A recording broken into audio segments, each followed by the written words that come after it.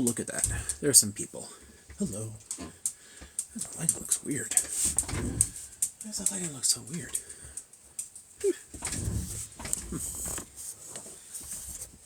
Sit somewhere else.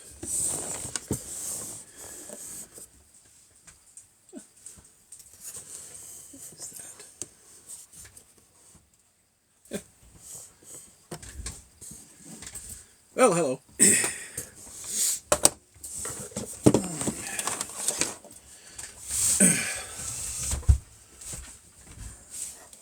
I've got some cacao brewing in the other room, so I'll have to run and grab that in a moment. Shutting down the computer here. So it looks like I'm done for the day. Yay, final exams periods. Always so much to do. Oh, I still got these. What are you doing?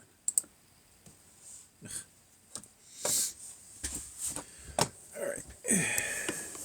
Okay, fat cat. You stay here and entertain people. I'm gonna go get some cacao.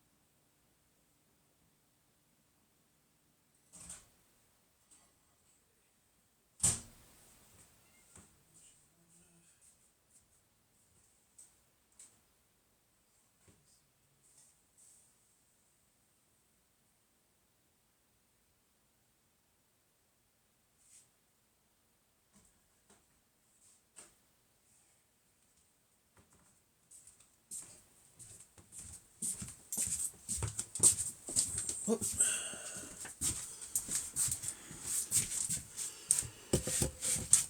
Looks like the cat didn't stick around.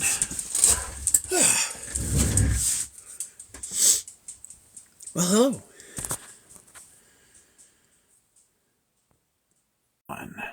Oh. Yeah. Constantine. That's to make him read any of these. Well, I guess if somebody has a book, you'd probably ought to recognize it.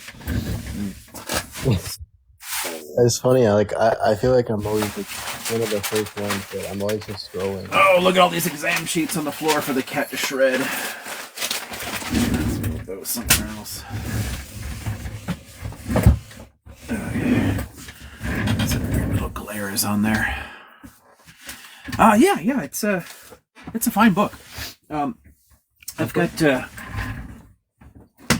quite a lot on early Christianity, so sort of suits an interest.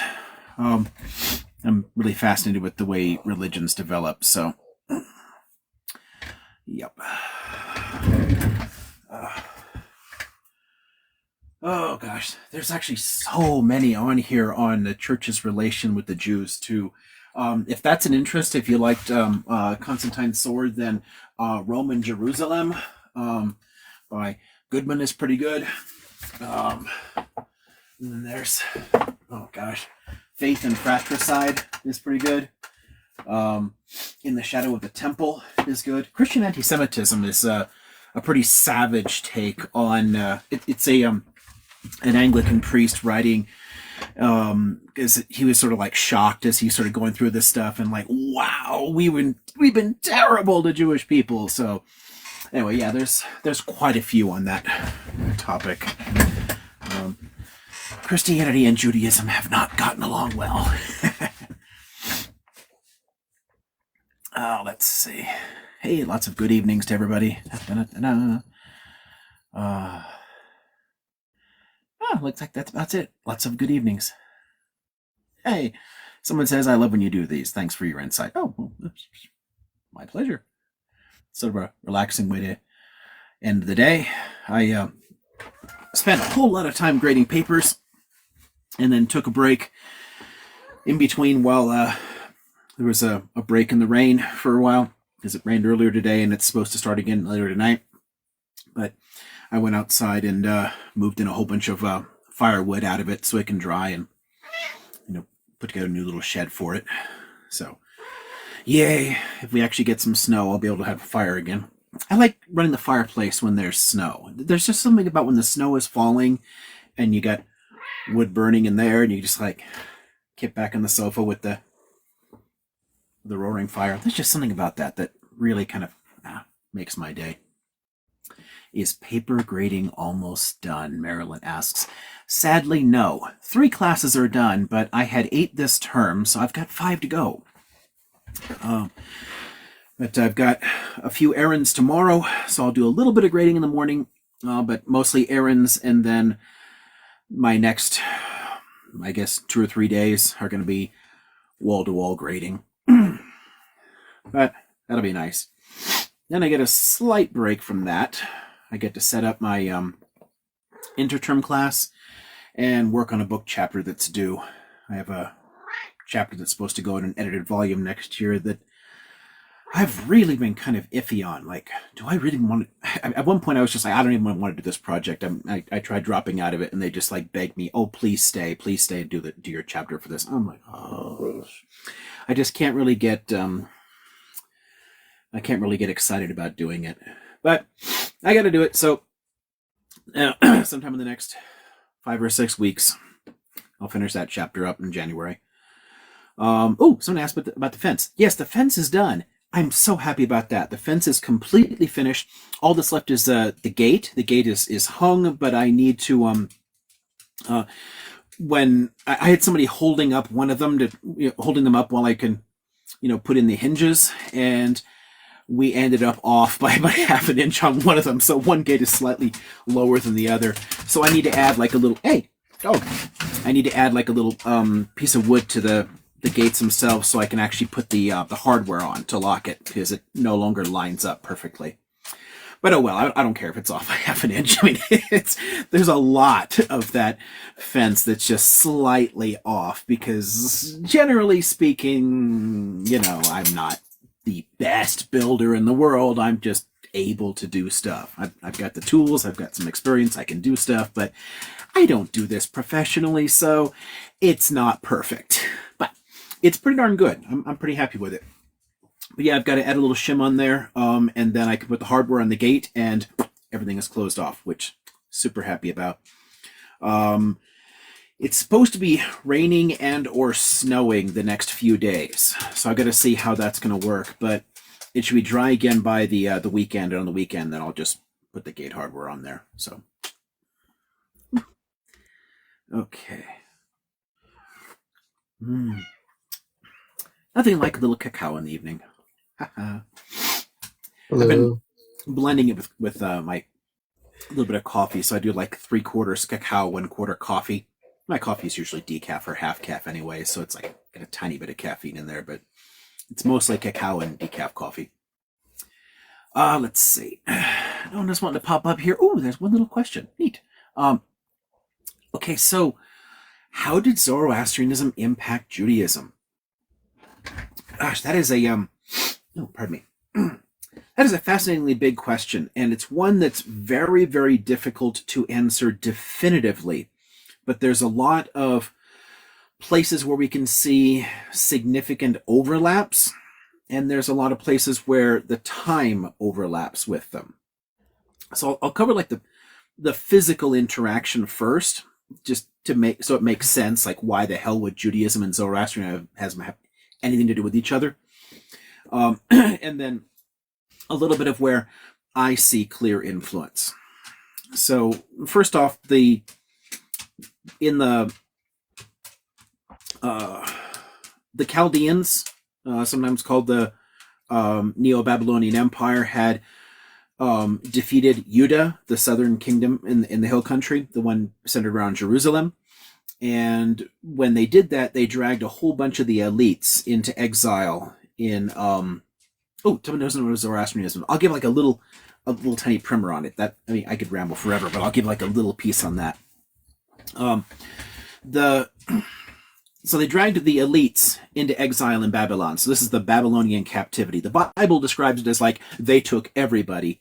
That's not true. We know that the area is continuously inhabited, but the elites are transported into Mesopotamia and they settle there. And it actually becomes, interestingly enough, the cultural heartland of Judaism. Really, the larger, more complete Talmud is actually done there. Most of those elites never come back. So the Mesopotamian Jewish community is the first really significant Jewish diaspora, and it just stays there until the mid-20th century when most of them leave. But while they're there, so there's a big Jewish population in Babylon.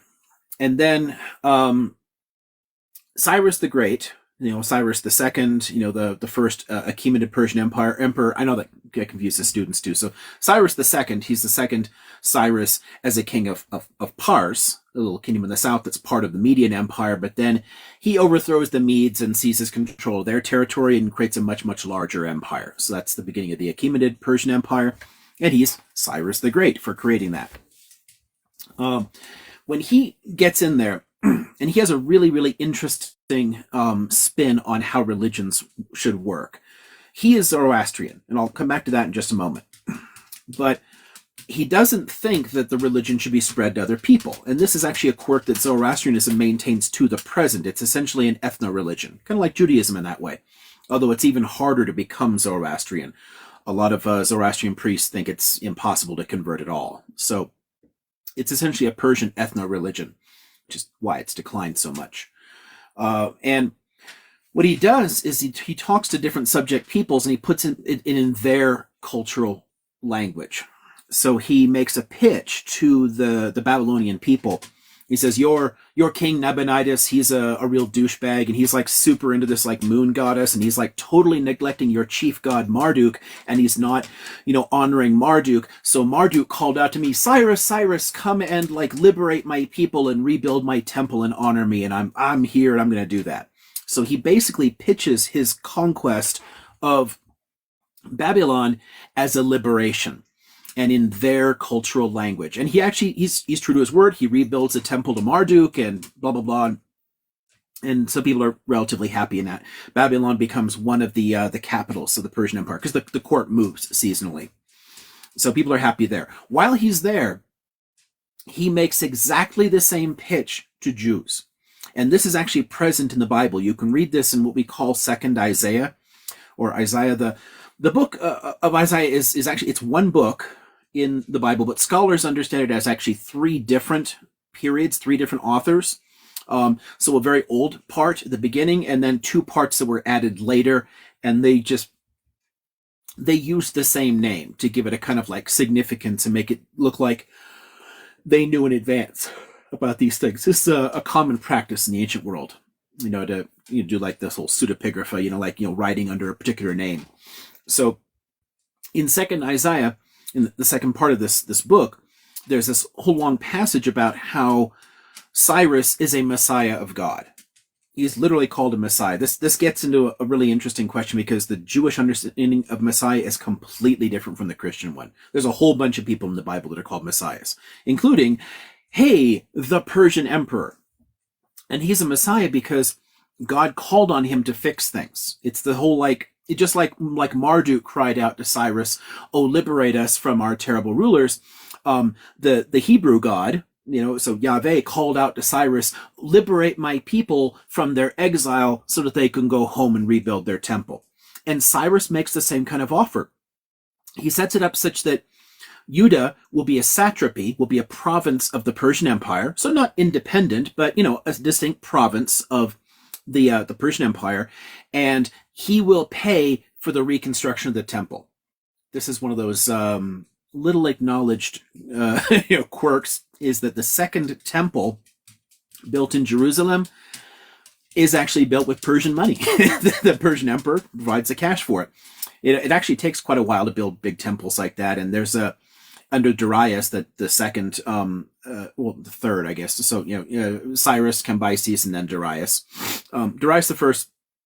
Under him, there's a big complaint. People are like, "Hey, why are we spending so much money building this temple to like Yahweh in Jerusalem? Who cares about that? We shouldn't be spending this money."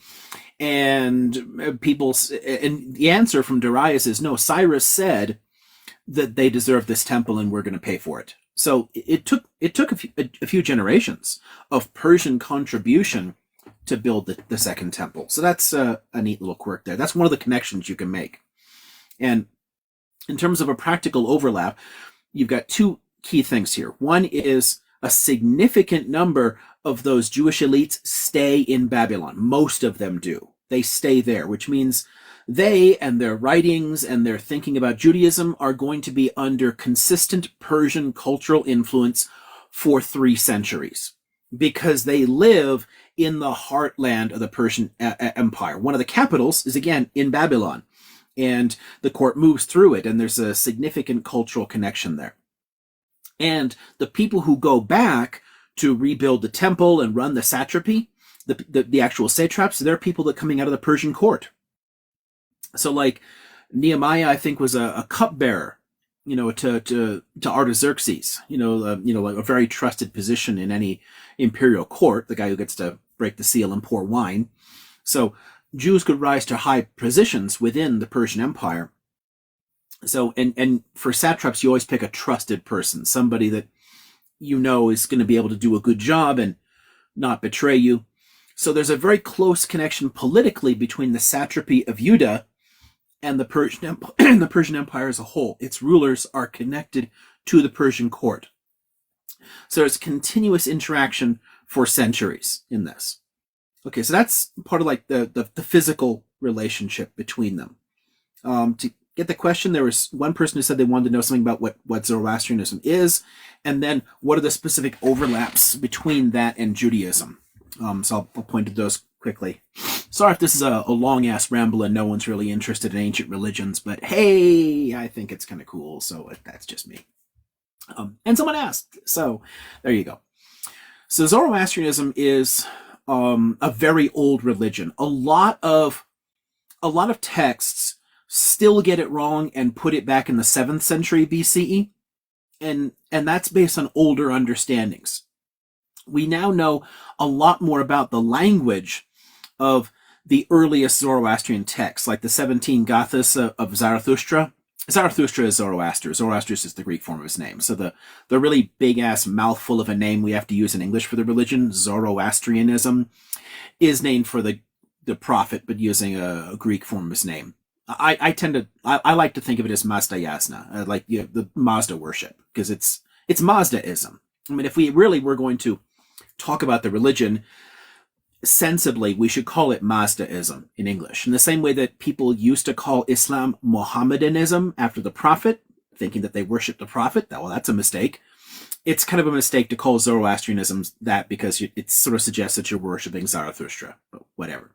The religion actually goes back into the 13th century BC, so 1200 or so. And it's formed in Central Asia. So it's out of a development among like the Indo-European peoples, the Aryan people. Somebody asked if I'm a historian. Yes, I'm a historian. And I'm one of those I'm a historian of ideas, so I have like a foot in the ancient world and a foot in the modern world because I see how things develop over time.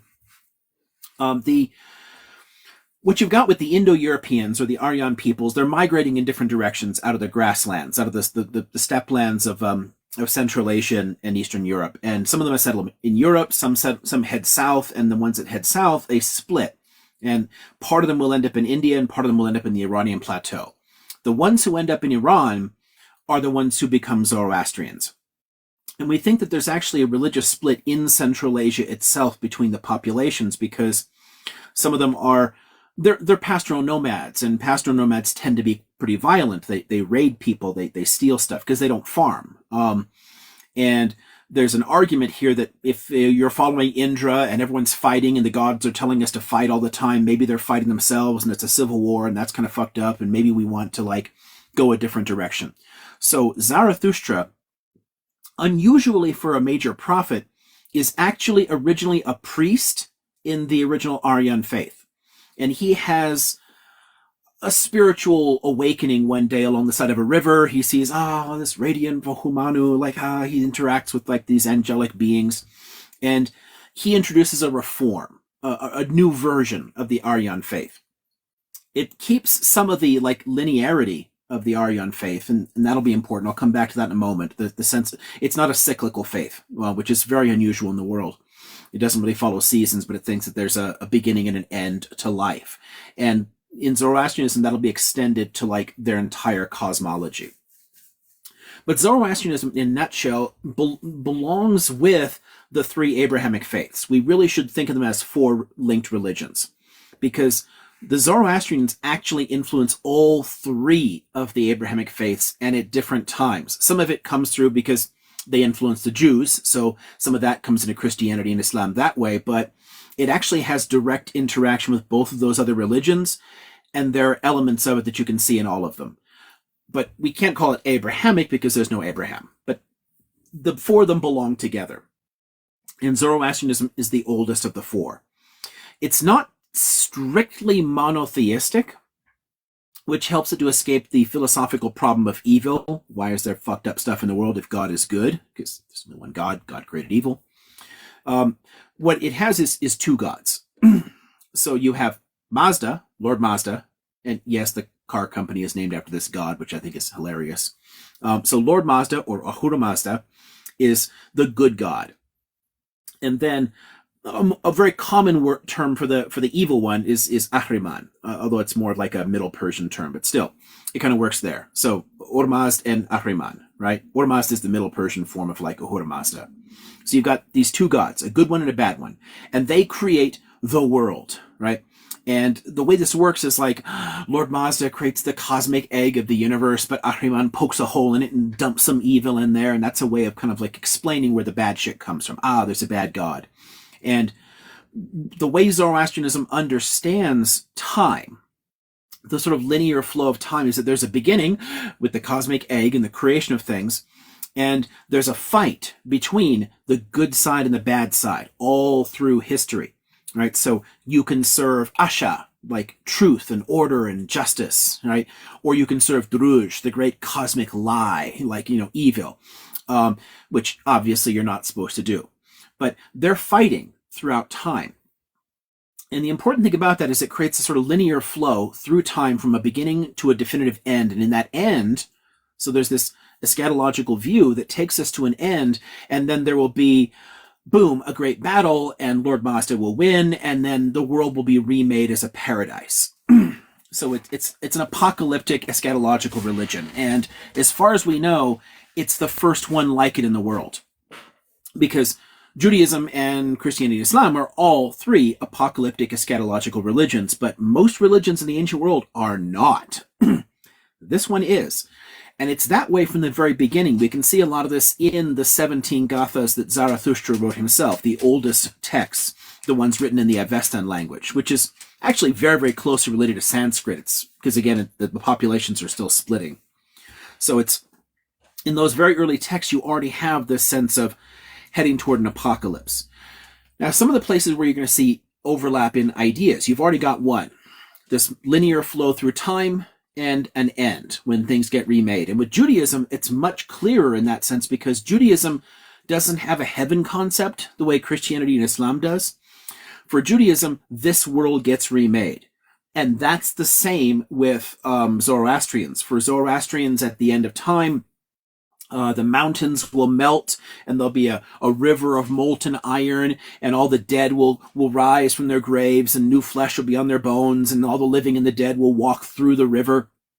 And if you were a good person, if you served Asha, then it'll feel like warm milk. And you'll come out on the other side of the river, and you'll never know hunger or thirst again, or disease or anything. You'll live forever in this perfect paradisical world. But if you're bad, obviously walking through molten iron is kind of fucked up. So off you go. Later Zoroastrian texts actually add a much clearer kind of like heaven and hell sort of concepts. And that's where later forms of Zoroastrianism actually influence Christianity as well. Because Zoroastrian ideals obviously continue to evolve like all religions. But the impact on Judaism is much earlier in time, and it takes that simple idea of this world being remade at the end. Another concept that you'll see in common with it is the sense of like of prophets, of people being called to God. A prophet is different from a priest or a messiah or anything else. Zarathustra is a prophet, and chronologically, he's the first prophet, the first person we can use this specific definition with. A prophet is somebody called to a very specific mission by God. So not somebody who just talks to God, but somebody who's told by God to fix something, which is why Cyrus the Great is a messiah in Judaism. He ends the Babylonian captivity. He fixes something for the people. So it has to be a specific historical mission that God calls them to. Zarathustra is called by Lord Mazda to do this thing, to change this religion and introduce these new ideas. And the sense of prophethood is very, very similar. There's also a messianic concept that's similar.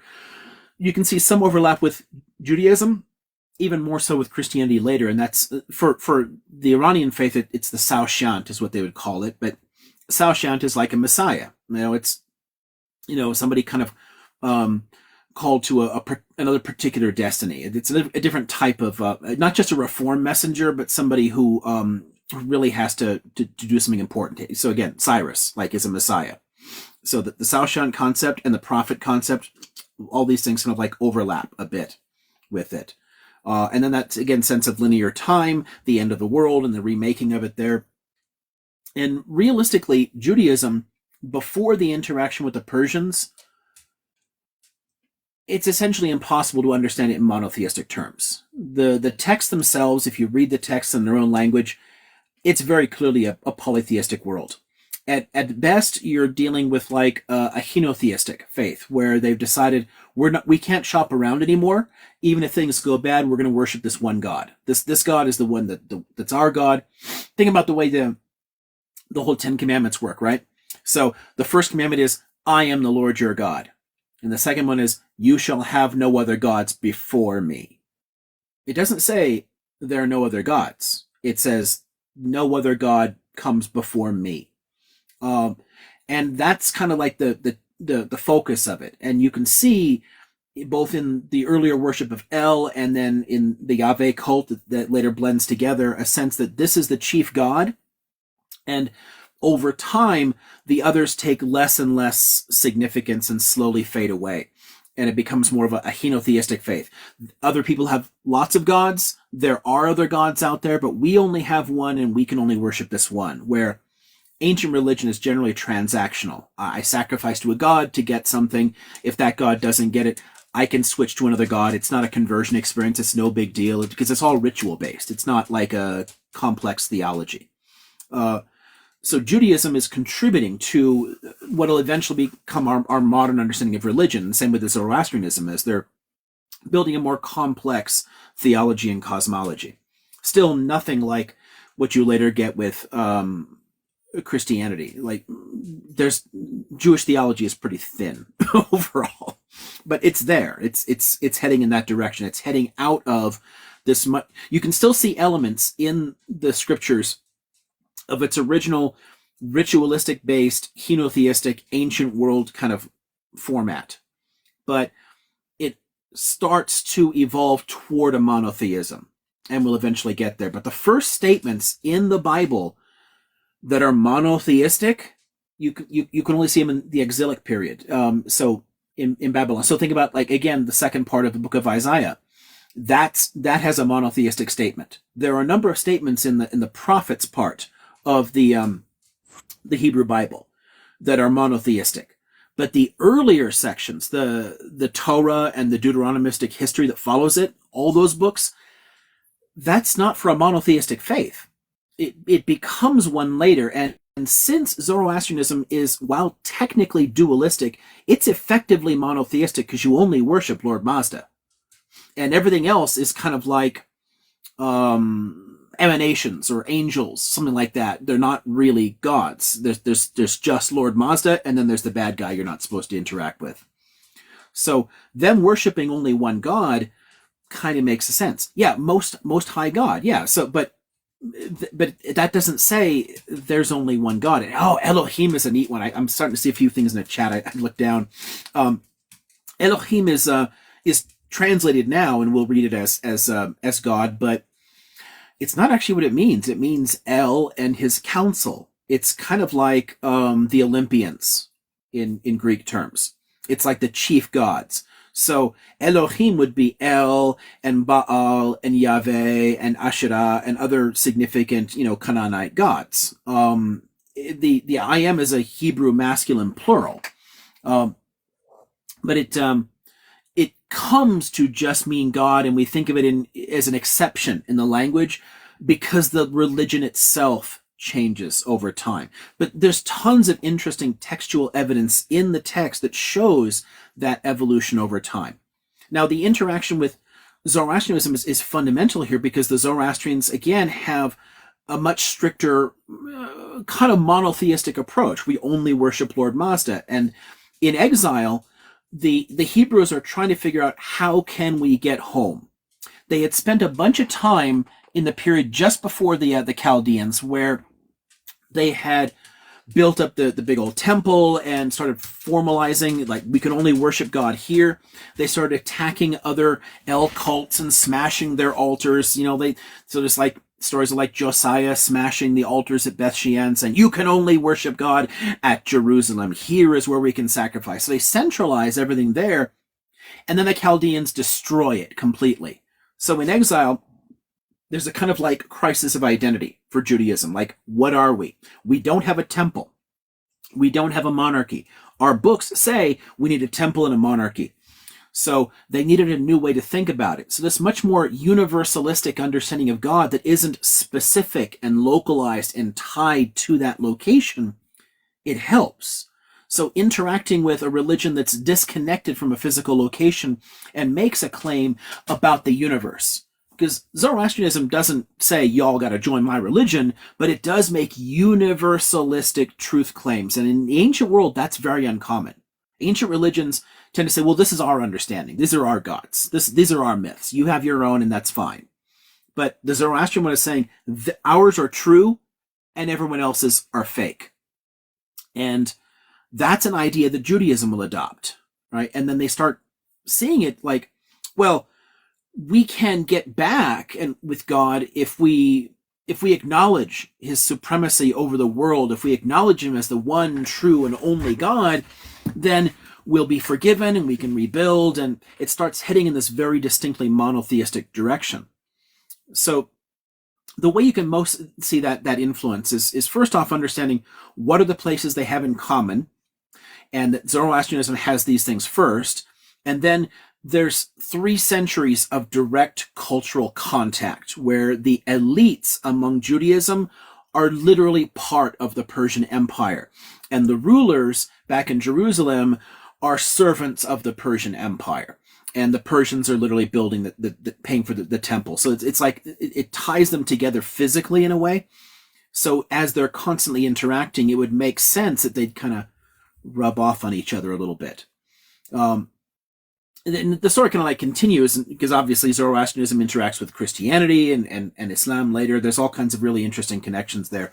It's sort of a fun one because we're heading toward we're hurtling toward Christmas, right?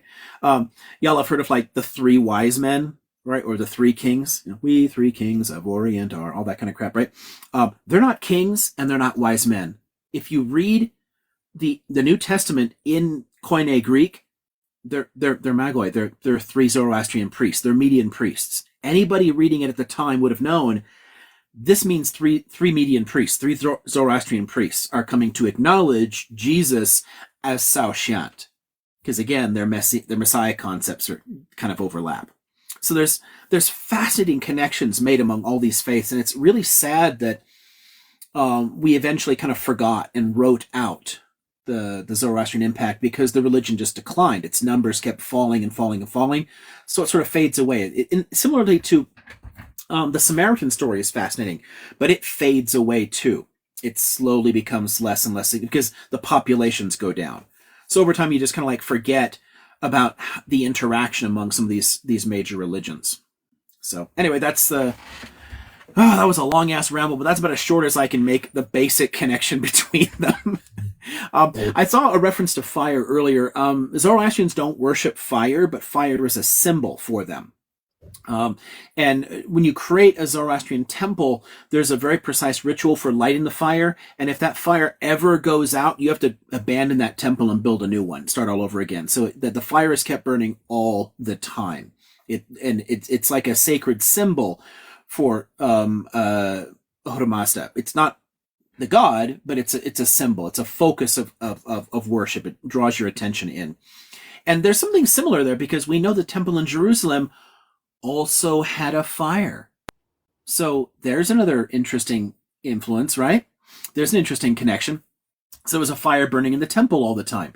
But that fire is gone, and many synagogues retain a memory of it. They'll have a ner tamid, an eternal flame. Oftentimes it's like just a light bulb in a nicely flame-shaped, glass thing, and they just never turn that light off. But because it's symbolic, it doesn't serve the same function as the fire that would have been burning in the temple because the temple doesn't exist anymore. But the temple had a fire, as do all Zoroastrian temples. So I think that's fascinating too.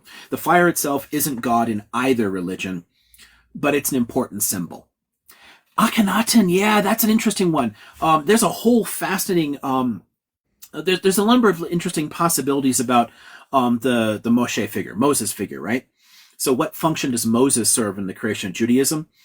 It's possible because we know that the God Yahweh is both present in Canaan but also present in Midian, and the Torah has Moses marrying the daughter of a Midianite priest, and then he goes and he says that Yahweh and El are the same God. So there are some people that think that, well, it's a Midianite influence. He brought in their understanding of Yahweh. That's not necessarily accurate, but it could be, right? It's still possible.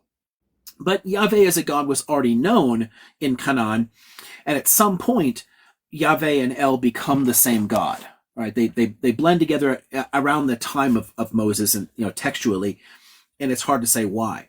But the beliefs around it, that's harder to explain. And there's a lot of interesting work on looking at whether or not Moses himself is actually, if the Moses figure is real and not like a composite, but like the Moses figure and Aharon, they could be Egyptians. And the names themselves, so Moshe and Aharon, actually can be traced etymologically to Egyptian words. So what might actually happen here is that the figure of Moses is basically used to introduce not only the blending together of Yahweh and El, but also to point more toward that henotheistic faith. Technically, and it's very common to read Akhenaten and the worship of the Aten as like strictly monotheistic. Not really as a religion. It's in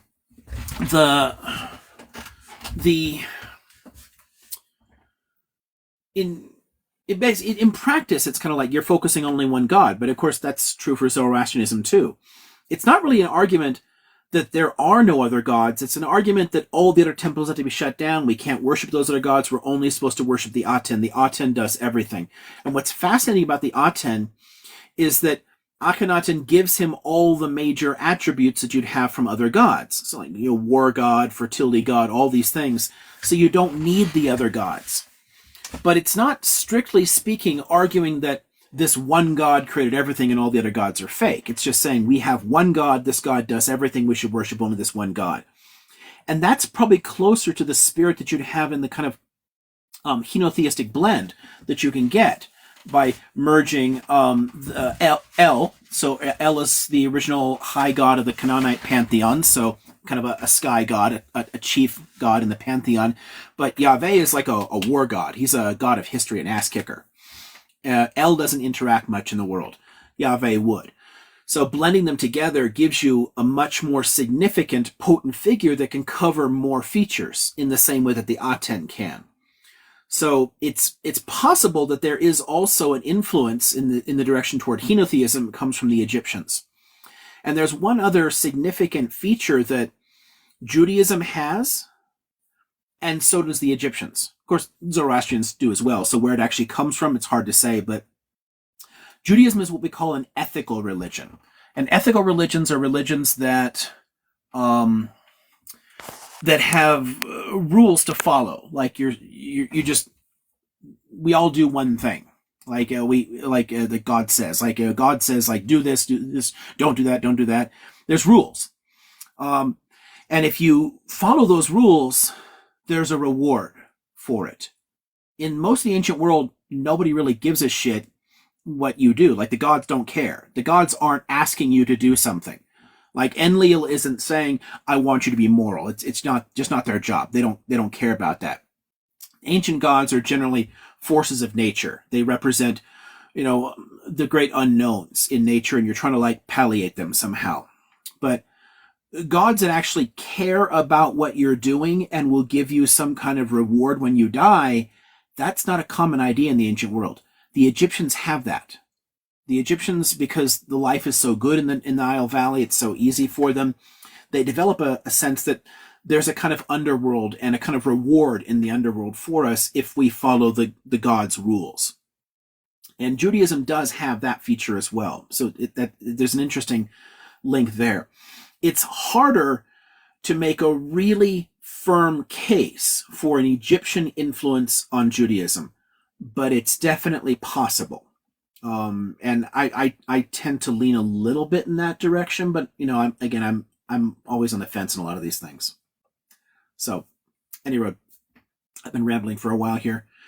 So there's people popping in, which is nice. I've got 4 people here. I don't know if anyone was saying anything before. I haven't heard anything from anybody, but no, I just came in to help you with the moderating. Hey, hello. Hey, hello. Nice to see me as a jelly. First off, I wanted to make sure you had your water. Oh, look at that. Yeah, it's you're a jelly. How cool is that? I wanted to know, did you have your water and everything? Your refreshments? There's half a cup of water over here, and I have a mug of cacao that I'm ignoring. Perfect. Well, there's the kitty. Say hello, kitty. Yep. All right. Yes. There was. I just came in, so I'm gonna catch up. But right above me, Amani wanted to say something, and then somebody else came underneath me right now. But I'm gonna catch up on the questions. Somebody just asked about the third temple. That fits a lot with what I was just talking about. If it's okay, I can cover that just very quickly if somebody's interested. So the second temple is destroyed in 70 CE, so it's gone. And that's the one that was built initially with Persian money and then remodeled under Herod. But that's gone. Religious Zionists want a third temple. Technically, so do all the Haredim, all the traditional Orthodox Jews, but they need the Messiah to come first. So it's like waiting for the Messiah for that, and then it'll happen. But for religious Zionists, they're trying to pave the way to the Messiah and make it come about. So they're the ones who have, plotted a few times to destroy the Dome of the Rock so a temple can be built there. So that's kind of like some scary shit right there. There are people that have actually put together the garments, like for the priests. If you saw like a Raiders of the Lost Ark, you can see somebody in like attire kind of trying to look like the old high priest. Like they've made these outfits and they prepared for it and they've been thinking about what to do for that. But the sites up there would have to be completely taken over. This is something that it's one of the few genuinely smart things the Israelis did in 67 when they took the city, because there's a lot of really fucked up, horrific things they did. But they left the Haram HaSharif in Muslim control. And they actually barred Jews from praying up there. It's actually very very difficult to get up there and go there. And there's like an hour every day when tourists can go up and do things, but Jews cannot go and pray up there because they understand how provocative it would be. Because for a temple to be rebuilt, the Haram al-Sharif has to be cleared, and you have to start building on top of that. So that would be Al-Aqsa, yeah, probably, but it's on the far south edge, so it's not really in the way per se. But the Dome of the Rock is right smack dab in the center of the Haram, and actually has the rock that probably was inside the Holy of Holies in the Second Temple. So that would have to be destroyed. And that would be so super problematic if that happened. So, I mean, the Israeli government has actually foiled a number of plots trying to destroy it. So hopefully they continue to do that and no one ever gets away with it. But as the politics get more and more far right in Israel, and as religious Zionists become more and more a part of the government, and as Christian Zionists begin pushing more and more for their apocalypse, which needs a major war in the area, it becomes possible that, somebody might do something. I don't think it's terribly likely that the site will be threatened, and I don't think the government is likely to head in that direction, at least not in the foreseeable future. But if this conflict keeps dragging on and on and on and isn't resolved, it's quite possible the religious Zionists take full control and then do some shit like that. And that would be so amazingly fucked up. God, just losing the dome alone. I mean, this is the finest surviving example of Umayyad era architecture. We don't want to lose something like that. I mean, the passages from Quran that are written on the wall are actually different from the formal text that's in the Quran. It's at an earlier version of the development of the text. I mean, it's a really fascinating historical site. We can't lose it. It's a really important part of like the development of the religion as a whole and the significance of Islam in the region. And yeah, I've been there too. It's gorgeous. It's actually kind of a pain in the ass to get into if you're if you're Jewish and not Muslim. But you can do it. It takes a bit of doing. But yeah, getting in to see it was really kind of amazing. It's a fascinating site, and yeah, I want it to stay. I mean, the idea of a third temple and a return to animal sacrifice and the rest of that shit is just like, that's repugnant. Not where I want things to go. But that's what religious Zionists want, and a lot of the Haredim want it as well. They just need a messiah for it. But increasingly, they collaborate. So who knows? Anyway. Before we continue, there was two questions inside the chat. It was they wanted to know if this was if you would consider this a civil war with Pali. Inside of Pali, would you consider this a civil war? And then the other question was, it was like a two-parter. The other question was, since two state doesn't seem feasible, what do you think? Or do you think a two-state will be feasible? I believe I'm trying to look for the comment. Yeah, I don't think it ever could. I don't think it ever could have been. At no point could you really have realistically divided the territory, and no one on either side would ever really be happy with it, and neither state would be particularly viable. So, no, a two-state just doesn't really work. And in that sense, I mean, we don't. Strictly speaking, in political science, you can't define it as a civil war in the same way because Israel is the only state that is really internationally recognized, but Palestinians do have a declared state. They did live in the land before Zionism. And so then since they have a government and the Israelis have a government, technically speaking, it kind of is a civil war, but it's very difficult to it's not perfect for the definition. It's just very similar. There's the fact that the PA is essentially like the way Israel outsources some of its security. It's not really at odds with the Israelis. It's kind of like their little lapdog. And that's the internationally recognized government. That becomes problematic in terms of the definition. But obviously there's a competing government in the Strip, and it also claims to represent Palestinians. So in that sense, kind of, but it's the term is generally not used here. I think I'm sorry, that person was just basically asking what solution is close. Did they ever have a solution close enough It says asking what solution has ever worked. Obviously, no solution because nothing's ever worked. Well, nothing's ever really been proposed as a solution other than the Israelis want the Palestinians to accept permanent second-class citizenship at best. They want them to abandon their nationalism. And if that happens, then they can be offered some kind of autonomy on a local level inside the state. That's the Israeli one-state solution, and that's realistically all they've ever really tried to do. And all of these solutions in the so-called peace process are all about trying to convince the Palestinians to accept a kind of Bantustan solution, a kind of like just local autonomy inside Israel. And that's problematic for Palestinians for any number of reasons. So it's never really been swallowed. So there's never really been a proposed solution. For there to be a solution, people have to think about the conflict differently, and they have to think about their identities differently. For me, a key to it would be having to change what Zionism really means. If Zionism just means Jews can live there in the Holy Land and have their symbols and language and everything else, then okay. But if Zionism requires an exclusively Jewish ethno-state, then Zionism is fucked up. It has to become something different. I don't think realistically you can take a population of that many millions and wipe out their identity, wipe out their history. So some accommodation with a kind of Zionism is going to be necessary, but Zionism itself will have to be transformed into a form that doesn't call for an ethno-state. Because that's the problem. The current understanding of Zionism requires Jews to have absolute control and sovereignty over everything, and no one else can have the same rights. And that's fucked up. That has to go.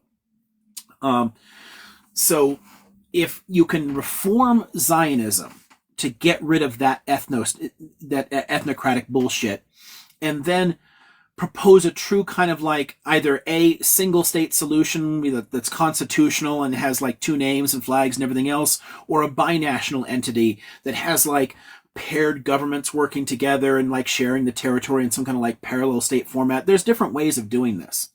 But I think some kind of state that recognizes the legitimate rights of both populations on the land and a right of return for Palestinians and everything else so that it can be Palestine but also still Israel and not be an ethno-state. Something like that has to happen for there to be an actual solution, because there's just too many millions of people involved at this point. But no one in power has ever proposed anything like that. The last time you heard things like this is before the state was created. If you go back into the 20s and 30s, there's a lot of Zionists calling for binationalism, saying, hey, there's Palestinians here, we're here too, let's come up with some kind of shared government structure where both of our rights are respected. I mean, if you go back to things like that, sure, there's people proposing it in the 30s. But since the creation of the state, I mean, since it was created as an ethnocracy, it's been an ethnocracy for 75 years now. It's gonna be very difficult to unpack that shit. But something has to happen within that community itself. We have to somehow get people to reconceive of Zionism so it becomes a less fucked up ideology. And a good part of the fight for that, and this is something that's relevant to, I think, most people in these conversations, is we have to do that in the diaspora too.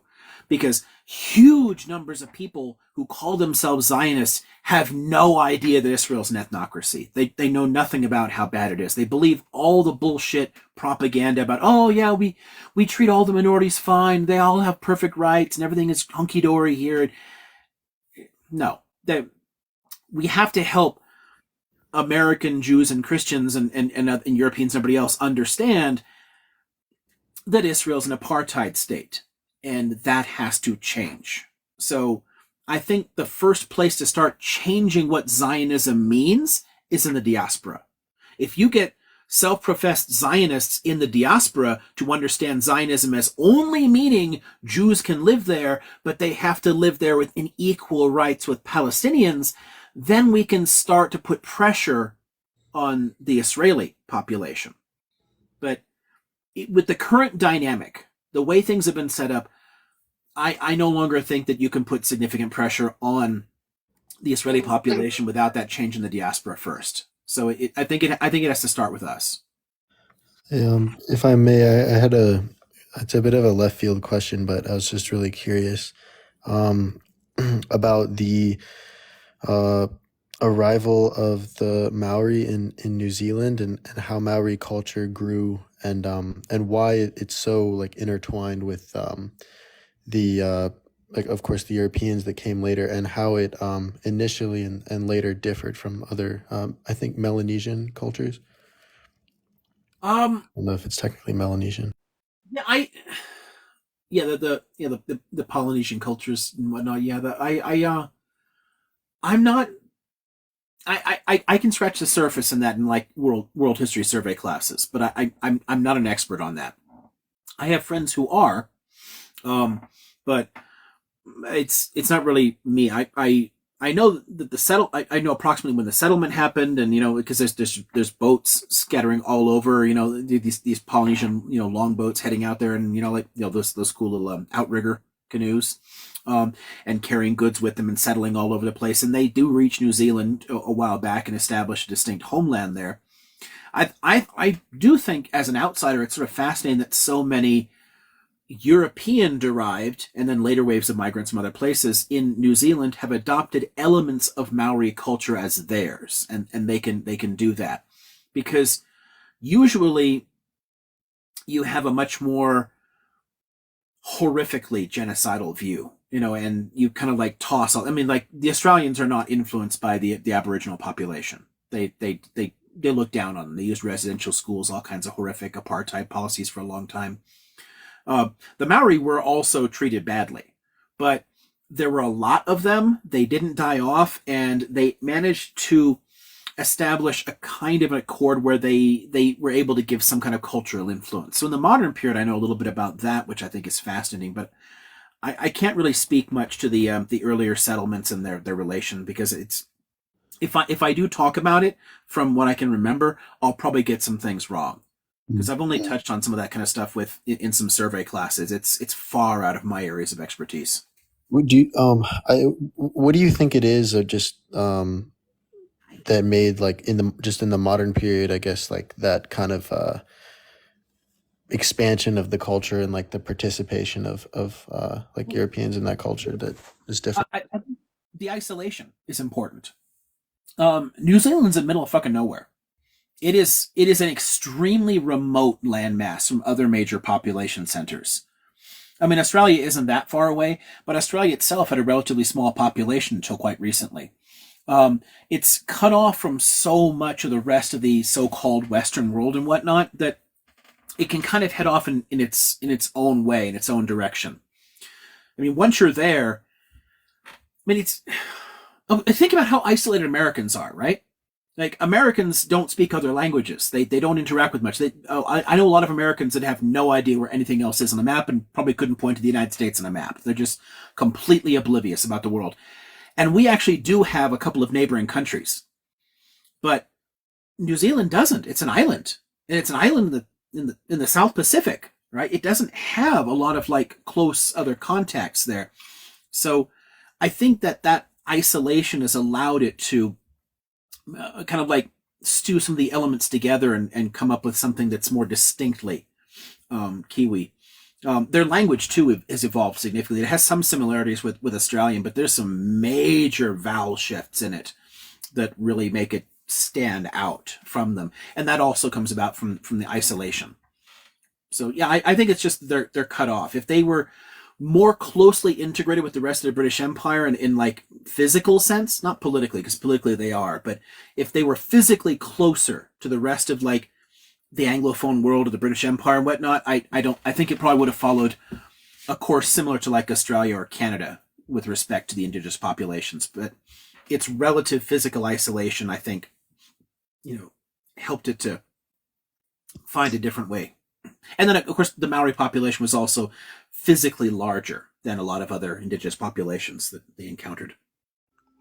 One thing I would love to touch on really quick before then we'll go right down to I'm saying it right, Gochi and then Tony after that.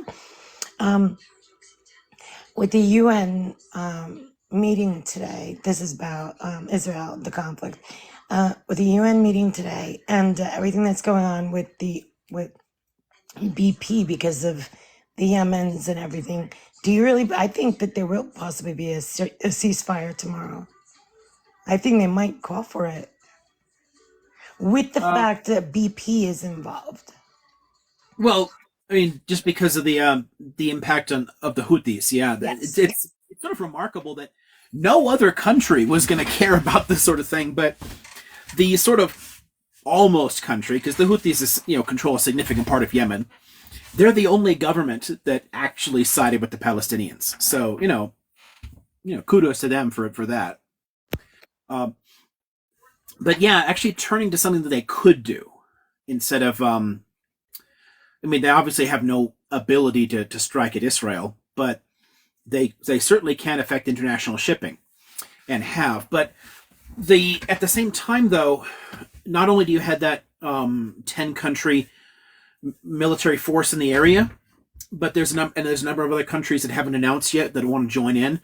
If a whole bunch of countries are willing to pledge militarily to protect shipping, then it might hold it off. So it's like a matter of the government's deciding, is it worth us to spend the money militarily to keep our warships there to protect the oil while Israel does its thing? Or is that so expensive that we should instead push the Israelis to stop killing Palestinians or unaliving Palestinians and end it that way? I don't think that the costs of protecting that shipping are high enough yet.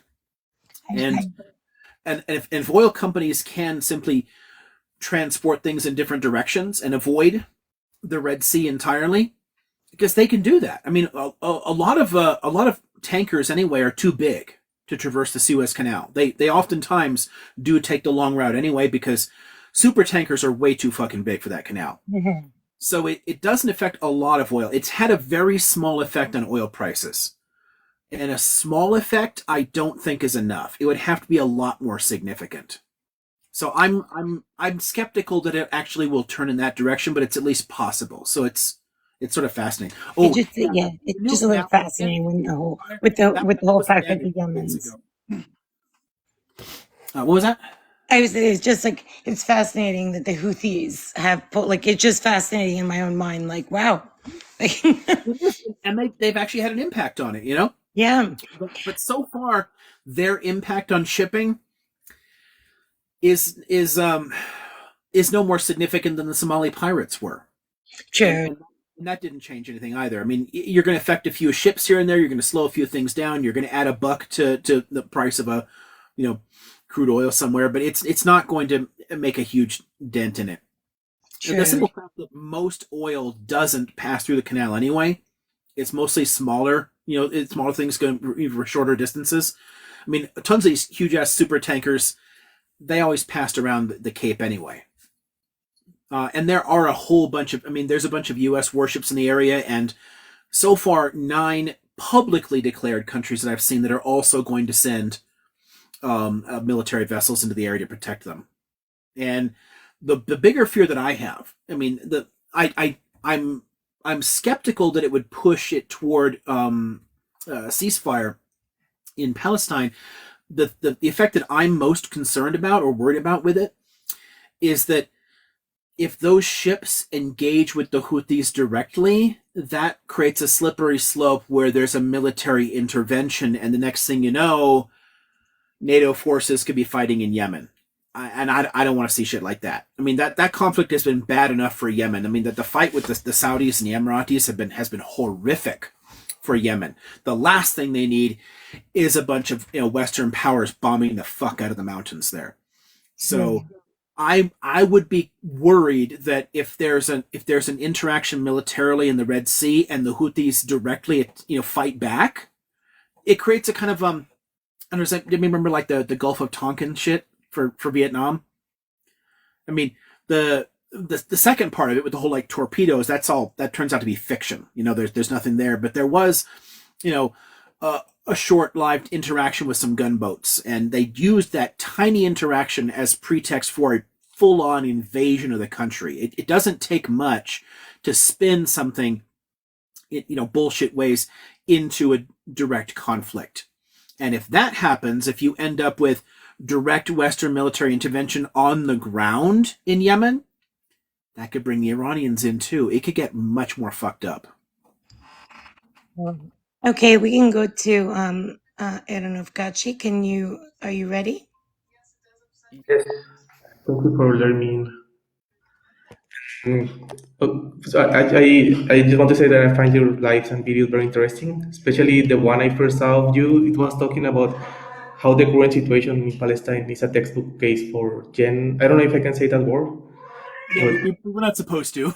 okay, well, that thing. Decide. And yes, and about this, I want to ask you a question. And just a disclaimer, I apologize if someone gets offended, since I've got bad responses in the past when I talk about it, thinking maybe they're thinking I want to take off the attention of the situation in Palestine.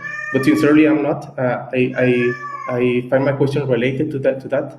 And I do understand the importance of putting attention in Palestine right now. But again, I find it related because I consider the US authorities as guilty as Israeli authorities and an essential part of this situation. So going back to the thing about what is a gen, that thing. So it got me thinking your video of something that's been around my head related to the treatment of some minority groups of my interest in the US. And I want to quickly summarize in a few, just three aspects that I consider a series of attacks on Mexicans and Americans of the Mexican descent in a way that I find systemic. And first, I want to say there was a series of expulsions of Mexicans and Mexican descendants, among other minorities that the CIA called Hispanics, right? But for around those years, 20s and 50s, historically the main group was Mexicans, around 90%. And there was a series of expulsions, as I mentioned, like the Mexican repatriation, or also the wetback operation and others. Some estimations are around 2 million, some others say 5 millions. So horrible things happened there. And other thing was there were multiple eugenic programs across the U.S. state that committed forced sterilization of minorities that went from the early 20s to there was a law that passed in 1975, well, where it was prohibited to do that.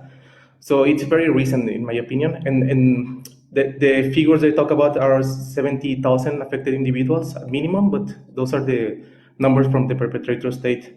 And the list can go on and on. I can talk about how the organized crime is right now in Mexico a problem for a lot of us, And a and direct some of consequence of American policy. yes, yes, of course.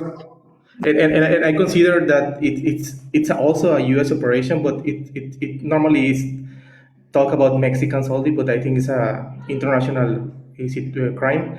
And the question I want to ask is, do you think those things amount for genocide against Mexicans, or it's not possible to assert that? No, I think it's necessary to assert it.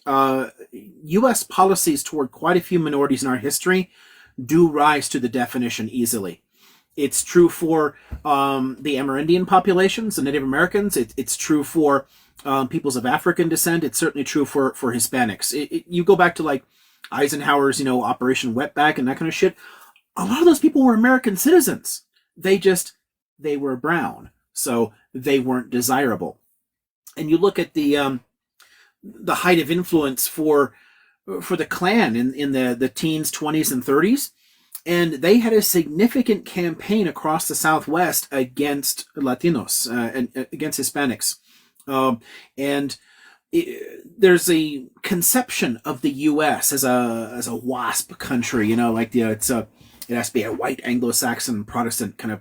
There's a lot of really horrifically racist policies. The simple fact that a lot of Latinos were Catholic was bad enough for people to say they don't belong here. I do think that ideologically you can make the case, that U.S. government policies were directed by a genocidal consideration, that it wanted to remove that, especially in the Southwest, where there were significant populations that predated the United States' conquest. I mean, we took half of Mexico, and go figure, there were a shitload of people who lived there and were Mexican already in Mexico when it was Mexico. And you had to deny that identity. You had to wipe out that national identity. And simply destroying that, undermining the cultural institutions, undermining that identity, that also rises to the definition of a genocidal policy for sure. So yeah, you can do that. One of the reasons that the U.S. I think culturally has so little problem with what's happening in Palestine is that we have, as a extremely violent settler colony, we have support for that kind of shit in our DNA. The United States has a deeply racist history. This is the kind of shit that conservatives don't like us talking about. They're like, "Oh, you're talking about critical race theory. Oh, like America bad." Like, no, like the whole point of talking about these things is so we can be better.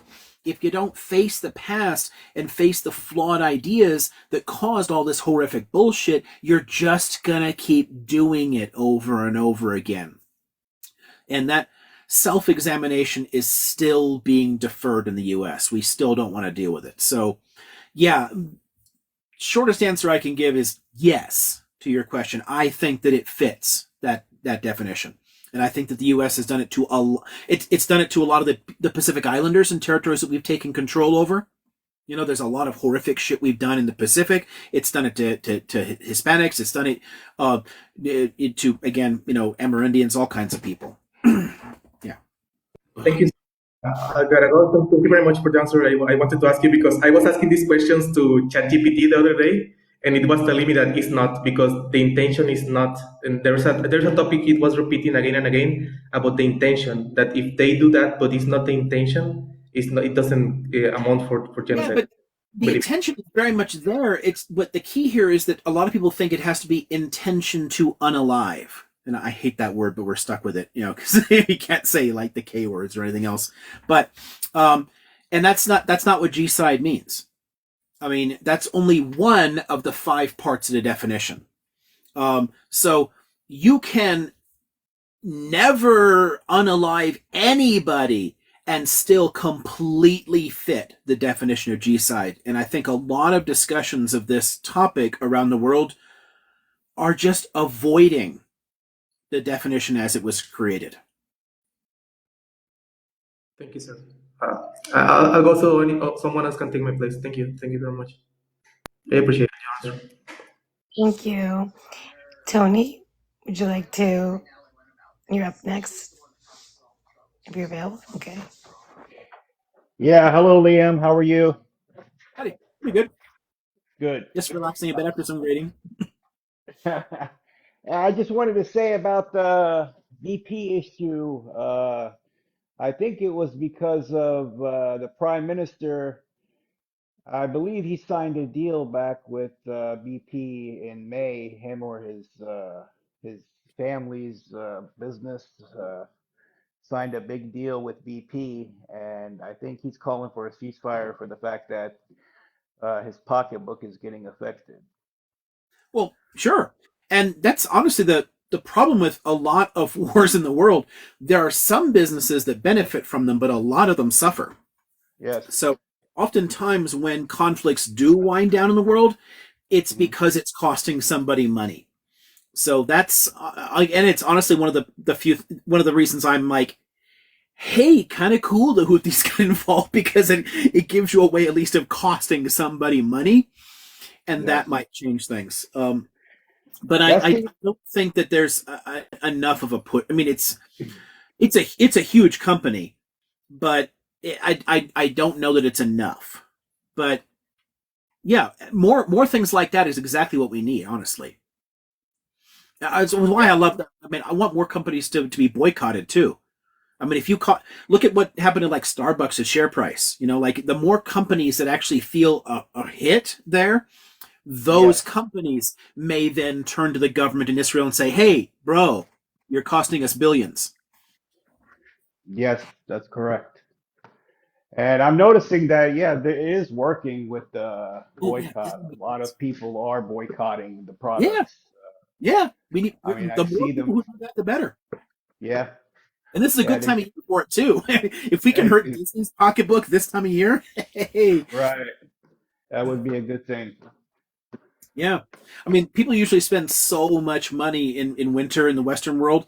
If a whole bunch of people in Europe and the US just stop spending their money with companies that do a lot of business especially companies that do business in like the occupied territories too, because a lot of them directly profit from the architecture of occupation. But in Israel as a whole, I mean, there's ways to.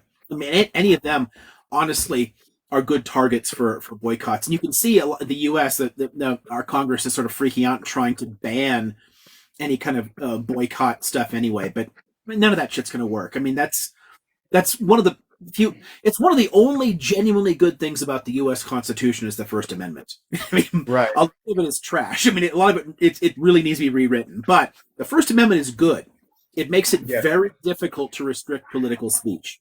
So I don't think any attempt to block BDS is going to hold up.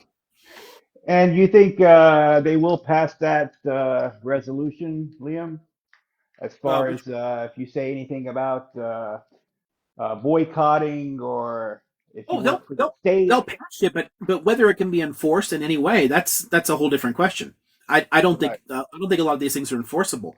And honestly, this is a really good time for test cases because several states already have on the books anti-BDS legislation. Fortunately, California doesn't, so it's never affected me. But a Uh, lot of states do, and I think this is a really good time for an ACLU suit, to try and take this shit to federal court, because even a conservative Supreme Court shouldn't be able to get past the fucking First Amendment. yeah, that's what they were saying.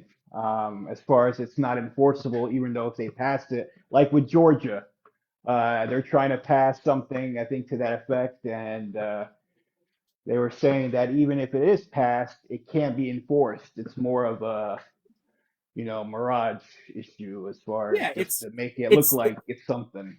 yeah, it's symbolic fluff. It's pandering to a Yeah. base. Like, look, we're Yes. doing something. Look, we're doing something, but it's not going to change anything. Exactly.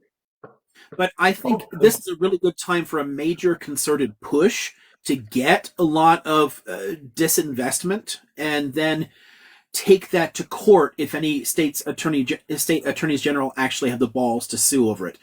I don't know that they will because I think a lot of them actually understand that their laws aren't enforceable. But if they do, if they actually do sue, Yeah. holy shit, this would be a great time to take that shit into federal court. I mean, yeah. And I was born in the States. I've been back Palestine to visit maybe 10 times in my life, and I'm very, I'm supporting this boycott 110%. Even Yeah. though I'm born here because it hits straight to the heart. Mhm. Yeah. Yeah. No. Yep. Me too. I mean, somebody mentioned Something. Sabra Hummus. I think Sabra is actually an American company, aren't they? But either way, I'm still not buying it. It's the only one that's available in my local market here. So Yeah.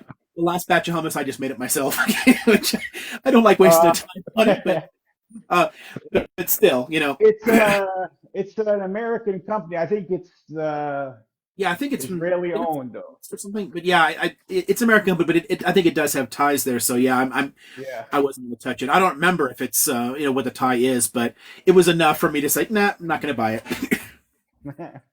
Yeah. Well, hopefully it does have an effect, and we have a ceasefire soon, at least. Yeah, I hope so. I mean, we shall see. But it was good talking to you, Liam. I'm just gonna sit and listen now. Oh, thanks. Yeah, yeah. Thank you. Thank, Thank you. I don't Thank think it. you. I mean, Sabra isn't named after the mask. Doesn't it just mean cactus or something? I mean, yeah, it's not named for the refugee. No, yeah, it's not. No, I don't no, remember And no. its name. honestly, the word Sabra is also used in Israel for people born in Israel. It's like a term for the children of immigrants. There, That sounds pretty accurate then. Yeah. it's a common word in modern Hebrew for several contexts. So no, it doesn't have anything to do with the refugee camp. Hey, Liam, I wanted to ask you one more thing. Has any Israeli TikTokers or anything ever tried to get you to come as a expert witness on their sites or anything? I noticed that that's never the case with them, to bring an expert historian, expert witness, somebody that could Uh, say the truth. Do you mean have any Zionists asked me to do that? Right. Yes. Well, No. Zionists wouldn't want him. You and Probably me. not. Yeah, I mean, uh, my position is relatively nuanced, but I definitely contradict most of their talking points. Yes. So they Yes. they don't want that. They don't want nuance. So hell No. no. Um, And it's no one's ever asked. I've had occasional trolls try to attack me or report things, but no one's ever tried to work with me on that, which honestly is a shame. I have actually interacted with some student organizations. Like I've sat down with like Hillel students and whatnot. Um, okay. People that hey, we were raised to be Zionists. We want to like a more well-rounded picture of what this is really like. I've known tons of people that sat down and had long meetings with me before they went on birthright trips, so they were better prepared for it. I'm like, okay, here are all the Okay. places they're not going to take you. When you have free time, skip off the tour and see this. You know? Right. Right. So there are people that I've worked with that way, but Oh, that's yeah, like no something's big. better than nothing. Yeah, exactly. No Zionist organizations or big TikTokers or YouTubers or anything want to talk to me now. No, that's what I figured. Okay. Kind of a shame, It'd be nice to show up on some YouTube shows and and shame some of these Yeah, people. you think if they wanted to find a solution, they wanted to pick Palestinians' head to see how they can make peace, or it would be more forthcoming. But Yeah, and better to talk to somebody who's like I don't know, like a pro-Palestinian Jew than than a straight up Palestinian for a lot of them too. That you'd think that would make it easier, I guess. right, yeah, But I don't think it does in terms of the debate type people. I don't think right. that's what they're interested in. I think with No, they don't really want a solution. They just want to they want peace for Israelis. They don't right, really want Palestinians to be happy. right, So yeah. an And they just equitable want the status solution that quo. respects one that respects Palestinians completely as equals, I don't Uh-huh. think is tolerable. Which is why I keep saying we need to change what Zionism means. We need to unfuck people's heads. Yeah, I mean, because I was raised in Florida and, all Jewish. I went to school with Jewish people. They're thinking when they were born there or raised in America, their thinking is way different than over there. They're more acceptable. We do business together, did business together. Um, they trust me more than they trust themselves, you know? Yeah, and so to me, to my mind, there are opportunities there. I think it's honestly, in some ways, going to be harder to convince American evangelical Christians than it will be to convince American Jews. But Right, I think more outreach. This is something that I have long been upset about uh, the pro-Palestine movement in the world, and this is something that I completely agree with Rashid Khaldi on too. Um, the Palestinian groups needed to spend more time talking to Americans yes, and Europeans, but to Americans, like actually making their case, saying, yes, "Hi, we're people, we exist. Can we talk?" And yes, through the process, interacting more with American Jews as well, which could change opinions here. And if it changes opinions here, there's a possibility of putting pressure on Israel. But if yes, people don't do that outreach here, if we don't have that interaction, if Palestinians don't become real to more Americans, it's very hard to change opinions here. yes. And if it's hard to change here, it's hard to change everywhere. Right, exactly. So you're doing good work in that sense. Like, Yeah, I mean, we talk to each other. How's your family over there? I don't have family in Gaza. I have in the West Bank. But they ask and they say, "I'm sorry." I'm like, "For what?" You didn't do anything. well, yeah, but still, it's Yeah, nice that they it's feel the that. point. Yeah, It's a exactly. it's The a fact it's that they'll do positive. that. Yeah, So yeah, yeah, I honestly that I think that needs to be a major locus of attention, even more so than right now we have to focus a lot on businesses and boycotts and stuff. But in the long run, I think more effort needs to be spent on the interaction. personal, direct interactions and actually trying to change the minds of people. If you can change the minds of people in churches and synagogues, we can change Right. American politics. Yeah, yeah, exactly. I believe that also. 100%, 110%. Well, real. I Are you next? Are you ready with any questions? Who, me? Yes. You're on the panel. Hey. So I just sort of tuned in late. I got into the part with you talking about the Yemen and hoping that NATO doesn't get involved in any more Middle Eastern countries. So, what do you think? I would think that the main two impediments to NATO getting involved would be the cost and the manpower required, right? Yeah, but since the U.S. can just print money whenever it feels like it, and since we bankroll all that shit anyway, I actually uh, think it's a bit worse than that. Like if you've seen the drone technology, because you keep on that keep up on stuff, like the Ukrainian AQV scalpel or AQV 100 scalpel drone is $1,000, and the cost of artillery, for example, a standard artillery shell is about $4,000, where 22 decades ago would have been 800. The cost to drones is so unbelievably cheap, and they're so unbelievably effective that you they're can not really use. effective against modern warships, though. If that's what you're thinking. No, I think against like unarmed like groups like the Houthis who have like Oh, as far as okay, it's- yeah, yeah, okay. yeah, So, tanks from the like the oh, 40s, 50s, and oh, fuck. 60s, no electronic warfare whatsoever. Yeah, I mean, look at what they've done in Afghanistan and Pakistan. I mean, they're devastating, and they keep getting better and better and cheaper. Which means we've got more like joystick pilots, and we don't have to. This is one of the things that's problematic about American military interventions overall is that the fewer lives it costs here, the harder it is to get Americans to give a shit. Yes, So the American and the empire can less money it costs. bomb any people they want because as long as it's just like some brown people somewhere else, Americans will just tune out. So more of these joystick pilots are really, really dangerous for conflicts in the world. Well, the thing is, it's not even going to be costing joystick pilots now, although I agree with you. I was researching the Ukraine war, and 25% of their money goes straight to drones. Which, considering how massive military expenditures are, for them to be spending just 25% of their budget on drones is massive. And apparently, they have something like 3,000 teams. They each have three drones when they go out. So, like, and I'm seeing like the videos on Reddit. They don't even bother just posting the regular old videos anymore of the FPV drone unalivings of the enemy. Like, for they now they only ever show it when it's like multiple enemies get it taken out at the same time because people are just kind of bored of it. If you go to Ukraine war video war report on Reddit, like you can constantly see that sort of stuff. And we're seeing, we are speaking to see a little bit of it in other places. The Ukrainian Special Forces, quote unquote, which is probably just CIA or a PMC group. For some reason, they did an operation in Africa to unalive a bunch of Wagner, and they used drones to do it. So, yeah, so I think we're going to see an explosion of these type of forces, and I think we're going to see one of two ways.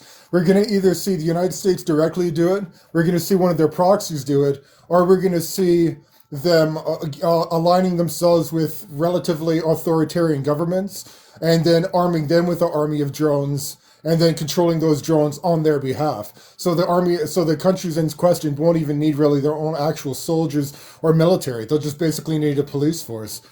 So I think this is a recipe for the type of, I'm not sure what you would call it, like militarily enforced economic imperialism.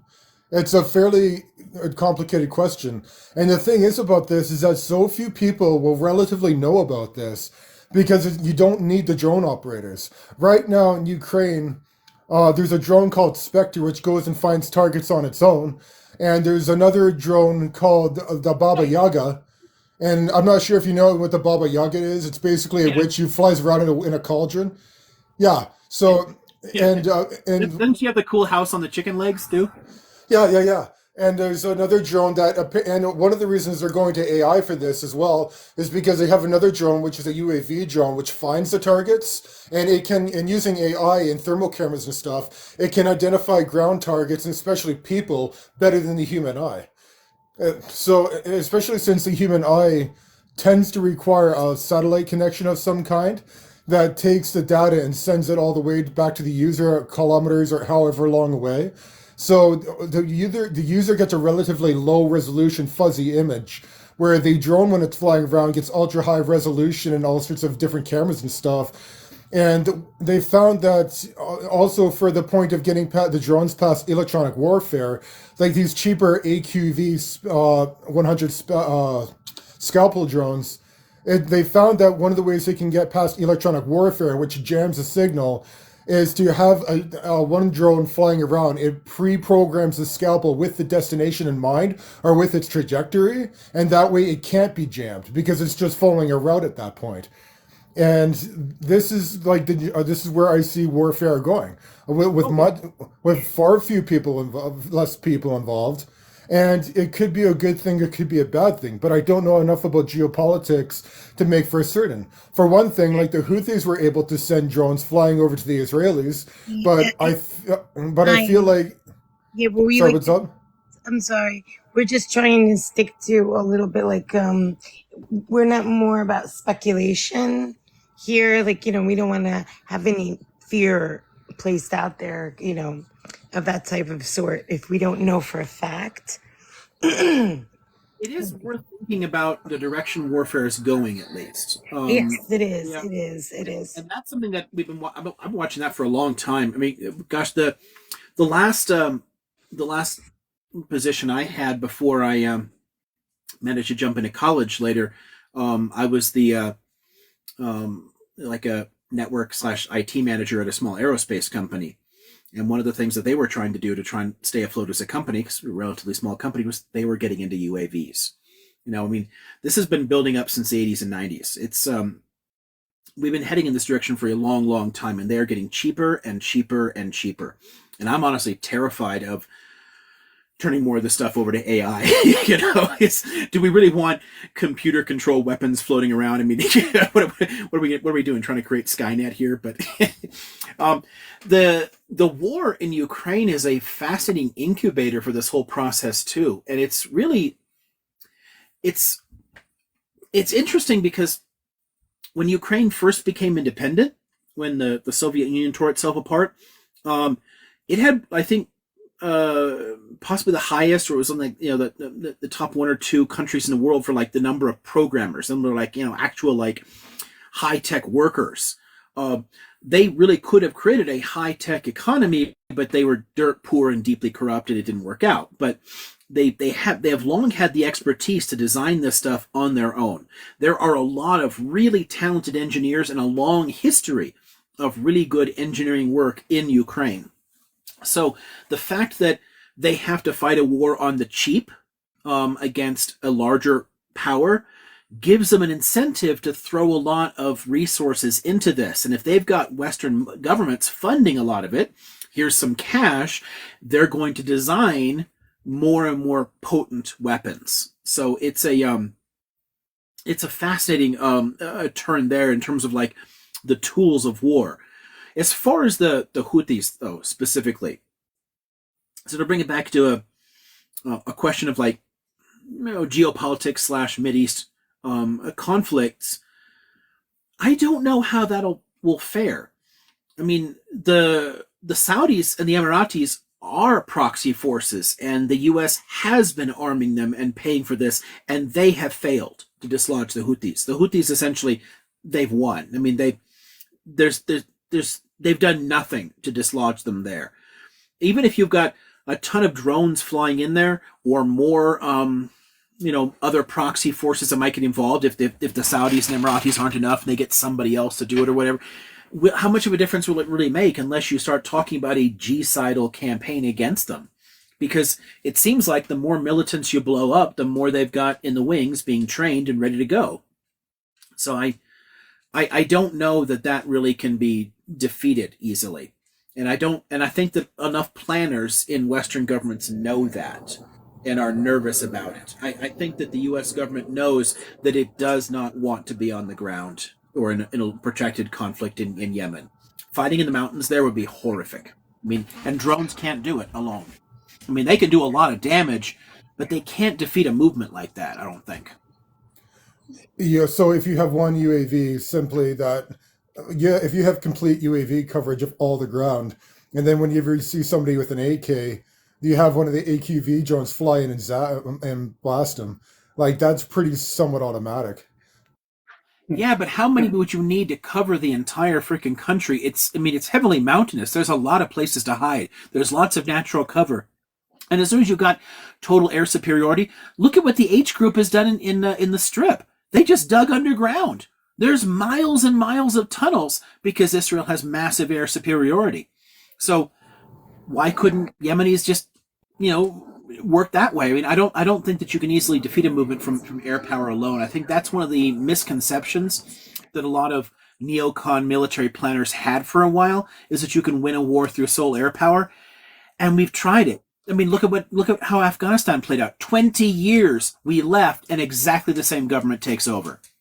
I mean, air power can't win a war like that.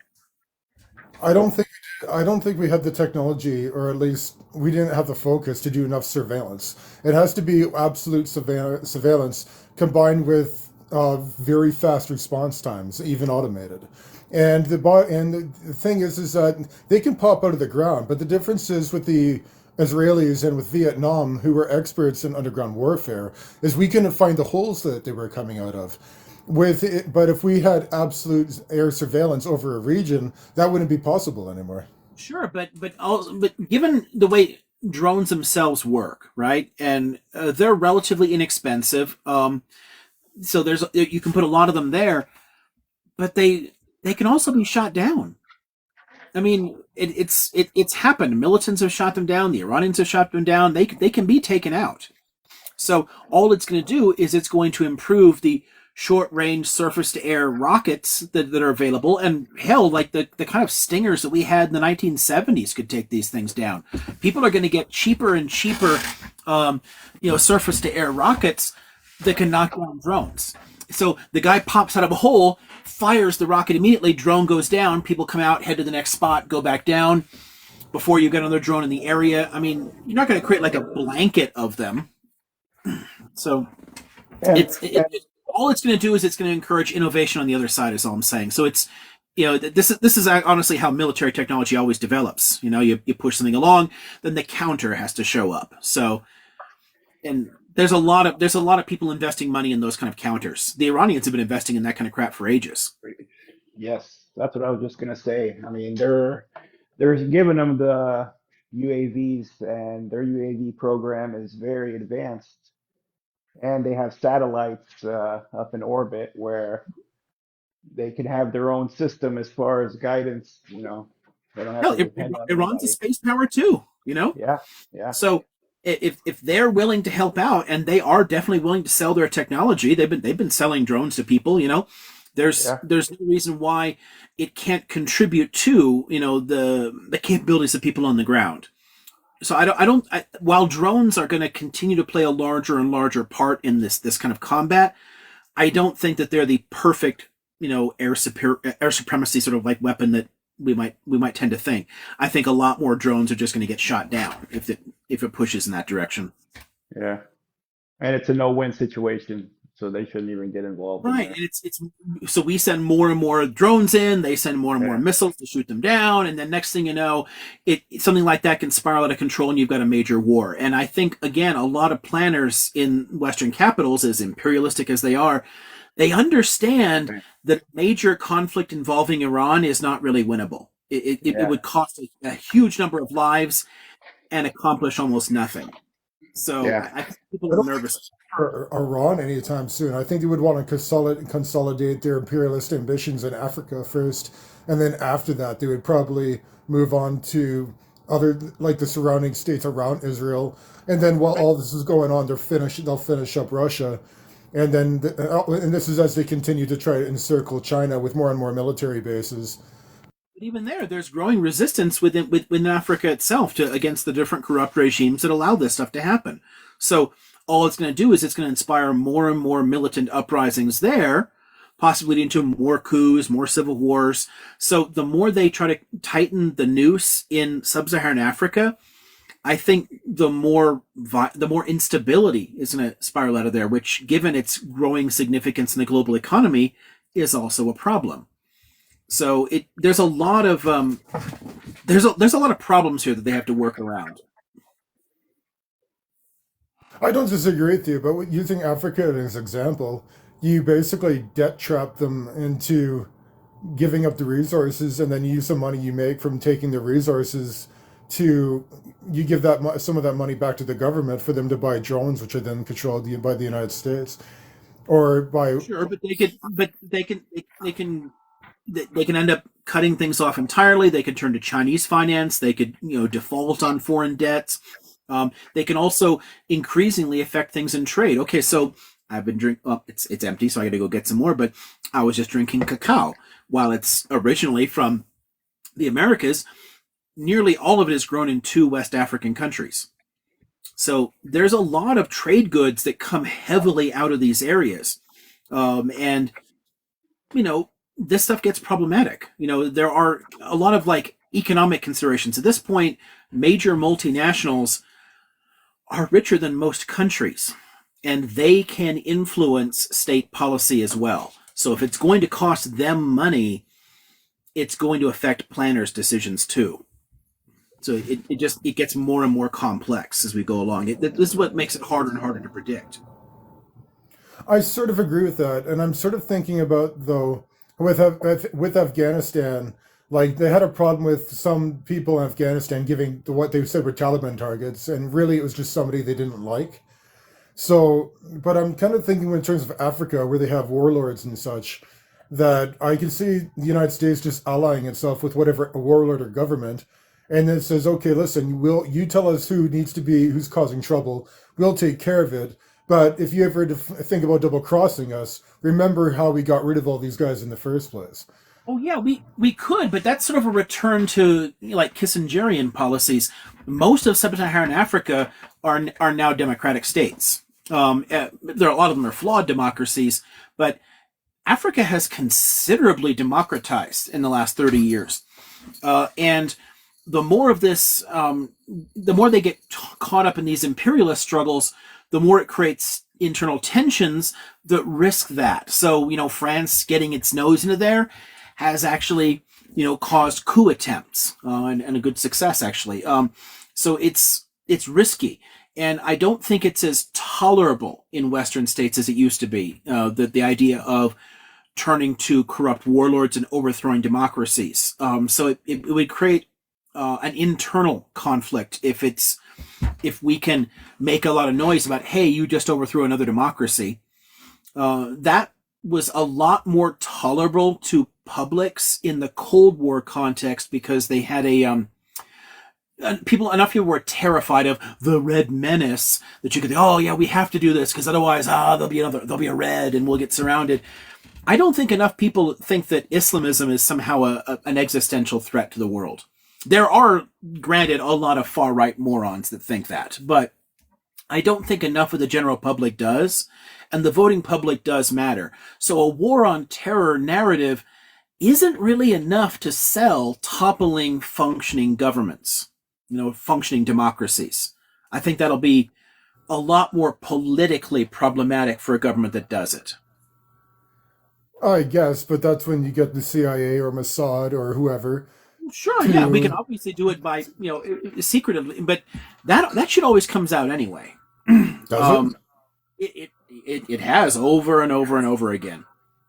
I mean, I literally have to teach tons of cases where CIA did this shit, or or Mossad got involved in things. We do find out, and oftentimes pretty fast. It just takes a while to like confirm once the records are finally released, but there's generally enough of a trail right away that you can kind of sniff this stuff out. Um, but yeah, it does happen, and toppling a government, with a coup, and saying, oh well, it was just an internal faction, had nothing to do with us. Then the bigger factor is, does it affect international trade flows? Do the businesses care? If they don't care, then yeah, we can get away with some of that.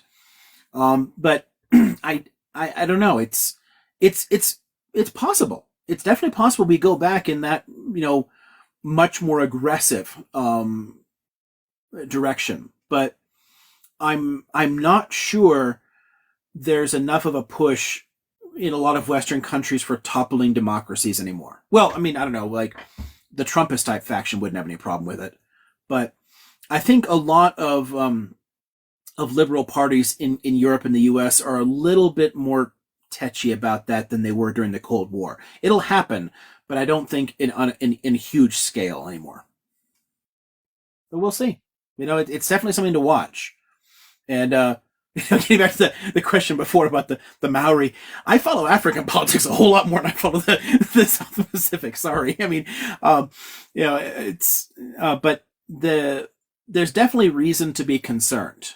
But it's an extremely complex set of dynamics, so it makes it very difficult to make easy predictions. It was a lot easier before. Even through the 1990s, it was a lot easier to predict where it will make most sense to intervene and how, but it's getting a lot more complex now, so we just have to keep an eye on in different regions. Oh, there's somebody else want to pop up. Let's get that done. Does anyone mind if I go and get some cacao? Since we're just talking about West Africa and that's where it comes from. We need you as full as much caffeine and sugar as we can get. Yeah, go right ahead. Okay, cool. I'll be back in a few minutes. Where the safari? What's up, bro? I was talking to the guy who just joined. I think he needs to turn his camera on and off. I don't see anybody. Did I miss? Right underneath me. Okay, cool. I don't see him. That's great. Maybe. It looks like he dropped.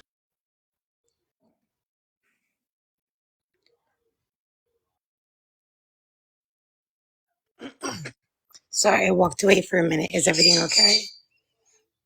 Everything's groovy. Good. I'm still thinking about these drones. I mean, what about when they make like humanoid drones? Also, I was gonna say Turkey's really been going crazy with drones recently. Wait, before we go into this, what about the the eruption that's happening right now in Ireland? Is it Ireland? Or Iceland. Sorry. Pretty wild. Pretty wild. I can't believe. Well, I was watching. I was waiting. Sorry, I have my birds. I'll be back. Yeah, it's wild. The amount of volcanic activity in Iceland is really. Yeah, that fissure's quite long. I think did the volcano already go off, or is it still going off? Yeah, no, it is. There's lava flow already. Okay, because I don't know, I saw a video of a girl videoing herself as she became unalived because of like the volcano going off with the ash and everything. Wait, before anything, if you're in the live, this is a free, wonderful education with our doctor. This is his office hours. So if you could please tap the screen to just, raise up the likes. Also share it out. And if you have any questions, please ask in request to come up. And yeah, enjoy office hours with our amazing doctor, the mad scientist.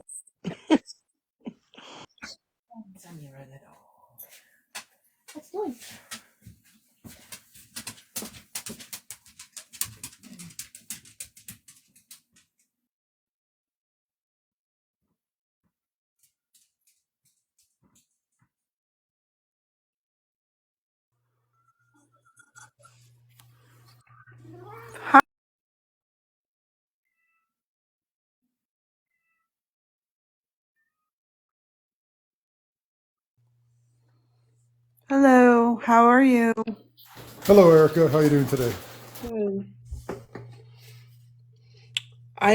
Do we call Dr. O'Mara? What does he prefer to be called? Either or. I've called them both.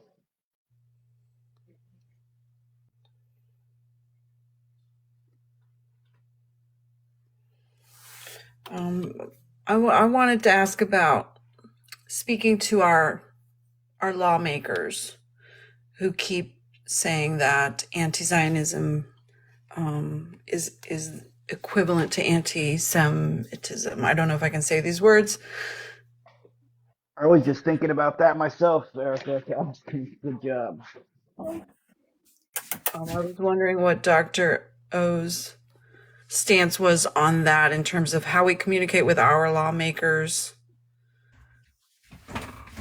Molotovs in Minecraft.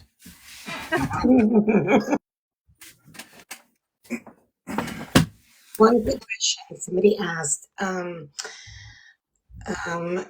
Let me see if you could address the war in Afghanistan and the U.S. soldiers being there, and the reasons for the U.S. soldiers being there. What about it? I don't know. That was basically all the question was. Okay. Well, if it's in the chat, whoever asked that, could you please clarify a bit? Because the most recent one, that's 20 straight years we were there, and we've been Yeah, fucking they said the with reason since for it. 1980. So it's been a long time that U.S. soldiers have been there.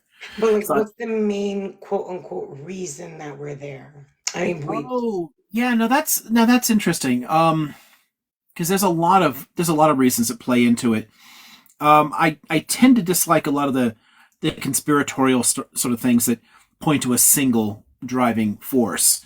It plays a part in the whole war on terror narrative that lets you feed the military industrial complex. A big issue there was the collapse of the Soviet menace that they'd sold people on.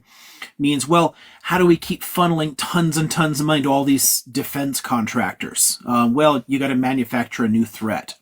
So keeping up the fight there, in part, was a way to keep that money funneling into those companies, and obviously it creates new militants because that's what bombing people does. So that creates more threats, and if there's more threats, then you can scare more voters, and if you scare more voters, you can spend more money on defense contractors.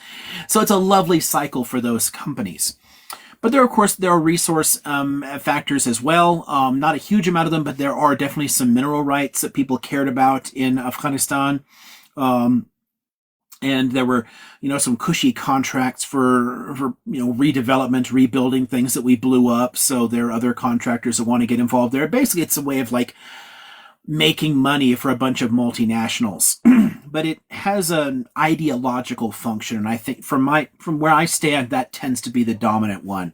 If you can keep people terrified of Muslims, and if you can keep angering Muslims so that they lash out, and then that feeds that fear, then that keeps the entire Cold War military-industrial complex rumbling on, which realistically never should have come into existence in the first place because the Soviets were not a threat to us, but whatever. Once you've got this thing, it's really hard to get people off that government teat.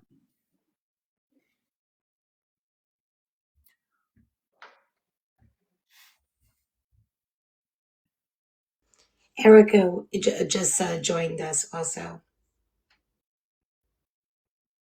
Pentagon fought rocks?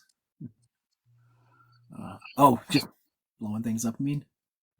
Let's see. Yeah, wasting trillions of dollars in this country. But that's the funny thing about it. It's not waste because it's money being funneled into the hands of the rich. Honestly, a lot of the military-industrial complex and much of the corporate welfare that happens in the U.S. anyway, it's a giant wealth transfer scheme. It's a way of moving money from working people into the hands of the rich. That's the main driving factor there. But that's the fundamental to neoliberalism as a whole. I agree there. It's the direction we've been heading since the 70s. More and more money for the rich, and honestly, wars are a good way to do that.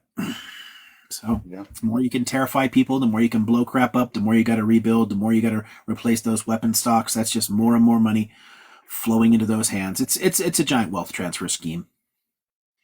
And realistically, it was throughout the entire Cold War too.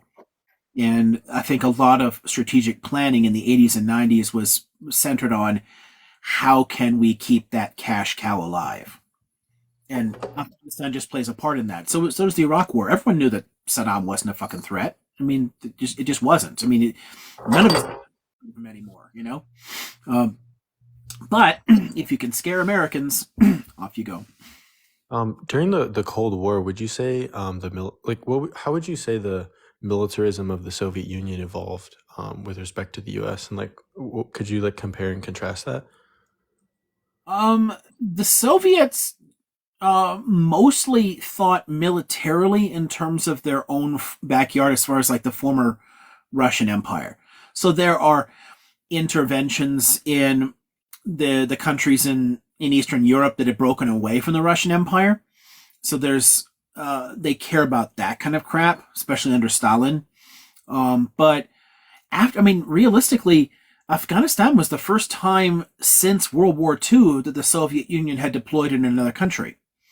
So they don't really have the same kind of record of foreign militarism. There's they invested a lot in the human intelligence side of spycraft. We had better gadgets, but they had better spies in a sense. They got really good at that kind of crap. Really good at embedding people in other countries and in governments and businesses and whatnot. But they were never really a military threat. And I think the biggest part of the reason for that is economic. It's a simple fact, and this is one that I love pointing out to right-wingers, that the Soviet economy grew consistently for a long time, but it's just that they started from much farther behind. So yeah, it's a bunch of like drab-ass, boring, gray apartment blocks and shit. People didn't have a high standard of living. Sure, they didn't have a high standard of living compared to Western Europe or the US, but far better than before the Soviets. I mean, it was growing. But they were so far behind. I mean, the Soviet Union had an economy a tenth the size of the U.S. economy. I mean, they were comparable to the UK's economy. So if the UK couldn't afford to be a major global power anymore, how the fuck could the Soviets? And they had to spend so much of that money just trying to build up inside the country to keep people from overthrowing it, So they never really could have afforded a significant war, and they knew that, which is why so much of the Cold War rhetoric is literally manufactured. We had to convince people that the Red Menace was going to get us and that they were actually a military threat, but they knew they could not face us in a conventional war. So they were always going to back down. So we could have just negotiated, and that would have solved everything. But if you negotiate and, come up with some kind of peaceful relations, well, there's less money that's going to flow to defense contractors and the rest of it. So did the Soviet Union have problems? Was it kind of imperialistic in its way? Sure. Certainly in its own backyard it was. I mean, it was definitely really, really hard on Finns, Poles, the three Baltic states. It's definitely problematic in some ways, but it was no global military threat. It just never was. Hi, what are you doing?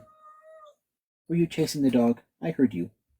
What motivations within the Soviet economy to defense contractors? Well, the Soviets had to dump tons and tons of money into that because we were building up arms and we were rebuilding and rearming Germany and, stationing tons of troops in Western Europe. So yeah, I still don't understand why people like folks like Patton, because the dude was racist as fuck. But you had tons of American generals speaking in public, we should attack the Soviets now. Like, that's the real enemy. And we had already done so during the Russian Revolution. I mean, a lot of people forget that there were like British tanks on the ground in 1918. That there was a multinational force, including Americans, that intervened on the White Army's side during the fight. So there's a lot of paranoia on the Soviet side, and somewhat justly, that if they don't arm themselves, they'll be overrun at some point. So they kind of had to, and especially you bring in the Germans, 2 world wars within 25 years, and each time they did a lot of damage and unalived a lot of people. So they're kind of afraid of it happening again. After World War II, there was a real opportunity for some kind of accommodation, but Truman was a hardcore Cold Warrior, and we refused some basic, simple demands. The Soviets were like, we want Germany to be unarmed and neutral. They can be an economy, sure, but they need to be disarmed and a neutral power. And the U.S. is like, fuck no, they make good guns, man. We want them on our side. So we couldn't make a deal. I mean, everyone seems to somehow miraculously forget that NATO was created before the Warsaw Pact, that we declared like West Germany a country before East Germany did. Like all the moves, like they're almost all on the Western side first, kind of pushing them. And yeah, Stalin bad, but Stalin was responding to what he saw as a legitimate threat. And of course, they had to build up a massive arms industry that became permanent because of the Cold War. So they got pretty good at science and tech anyway. That's why we mentioned like Ukraine had so many freaking programmers and engineers. They got pretty damn good at some of that stuff. They knew they couldn't compete overall because they didn't have a large enough economy. So they focused on some areas. So the Soviets, and this is one of the reasons that they dominated in the space race too. They had the biggest and best missiles and the best nukes and some really good submarines. They had a handful of areas that they were really, really good at. And then tons of areas where they were just completely pathetic. Like their surface navy was crap. I mean, they had like a diesel-powered jump ramp carrier, basically like cruiser size. Like they had no way to project military force around the world. But they had missiles, and their missiles were definitely better than ours. So they did have the engineering expertise. And I think a lot of this is one of the sad things about the way the Soviet Union collapsed and became essentially a series of gangster states is that you really could have built a high-tech, fully developed economy out of that with so much of the technical expertise they had, but a lot of it just went to waste. And today the Russian economy is almost entirely dependent upon petrochemicals just to survive. It really could have been a fully diversified, highly advanced economy, and it's kind of been driven into the ground. Under a lot of damage was done in the Yeltsin period, and a lot of the consolidation of cash in the hands of a handful of oligarchs. Well, once you've got all the control of this stuff, you've got all the money, you've got no real incentive to invest. You can just milk the businesses. Oh, you built this giant state-run enterprise? Oh, I just acquired this giant state-run enterprise for $1. Cool. I'm going to milk it and make myself filthy rich and then go buy some football teams. They didn't keep the investment going that could have built a very diversified economy. They basically let it molder away, which is sort of sad. But they do still have some high-tech industries. They do still have some capabilities. Not great. Did you guys see that they tried to send a probe back to the moon for the first time in ages, and it failed, but India managed to pull it off? That had to be so embarrassing to Russian engineers. And the Indian probe, I mean, was done on a shoestring budget, and it rocked. Do you think that China is headed down a similar path, or do you think it's structured differently? How do you mean? Well, similar in what way? What do you mean? In the sense that it might be vulnerable to that type of collapse? Oh, China's an interesting case, and I think one of the biggest things that the Chinese learned from the collapse in '89 was that raising living standards first will make it easier for them to maintain their power. A lot of the Eastern European economies, the states began liberalizing first. They began like opening up to, I mean, the Soviet Union had a free press. They literally had a fully functional free press and public sphere in the last decade. And what do you think a free press actually does? Well, it has investigative journalists, and they start uncovering government corruption and complaining about it. Next thing you know, people don't believe your bullshit anymore. China has managed to con enough of the population with higher living standards that there's less of an overt push against the party. There's a lot of discontent, but I don't see it turning into the same kind of significant movements that you saw in the 80s in Eastern Europe. So it's definitely headed in a slightly different direction, and it becomes a more complicated situation because of that. But the richer China gets, the easier it is in some ways to buy people off. I mean, how do you think Saudi manages to stay an absolute monarchy? It just bribes the population into not caring. The biggest problem for China in terms of a significant change, like a biggest threat to power, is its chest-thumping nationalism. If that ends up costing it things by, like, if they actually end up in a shooting war, because ultimately, I don't think they really want it. The government doesn't, but some of the generals do. If they got into a big shooting war over something like Taiwan, I think that could destabilize their control over the country, because it's not going to be popular enough, and it's going to cause a lot of economic damage. But short of something short of a big blunder like that, I think that CPC will trundle on for a while to go.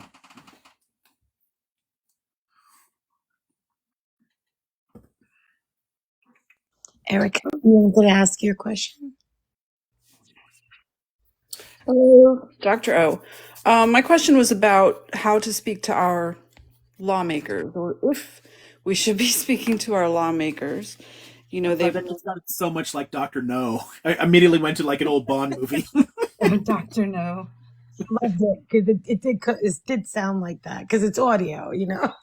Yeah, no, it's similar enough, and I used to joke about that with an ex whose name was No, and she was gonna go do a doctorate too, and then we could be like, Doctor and Dr. No, it'd be great.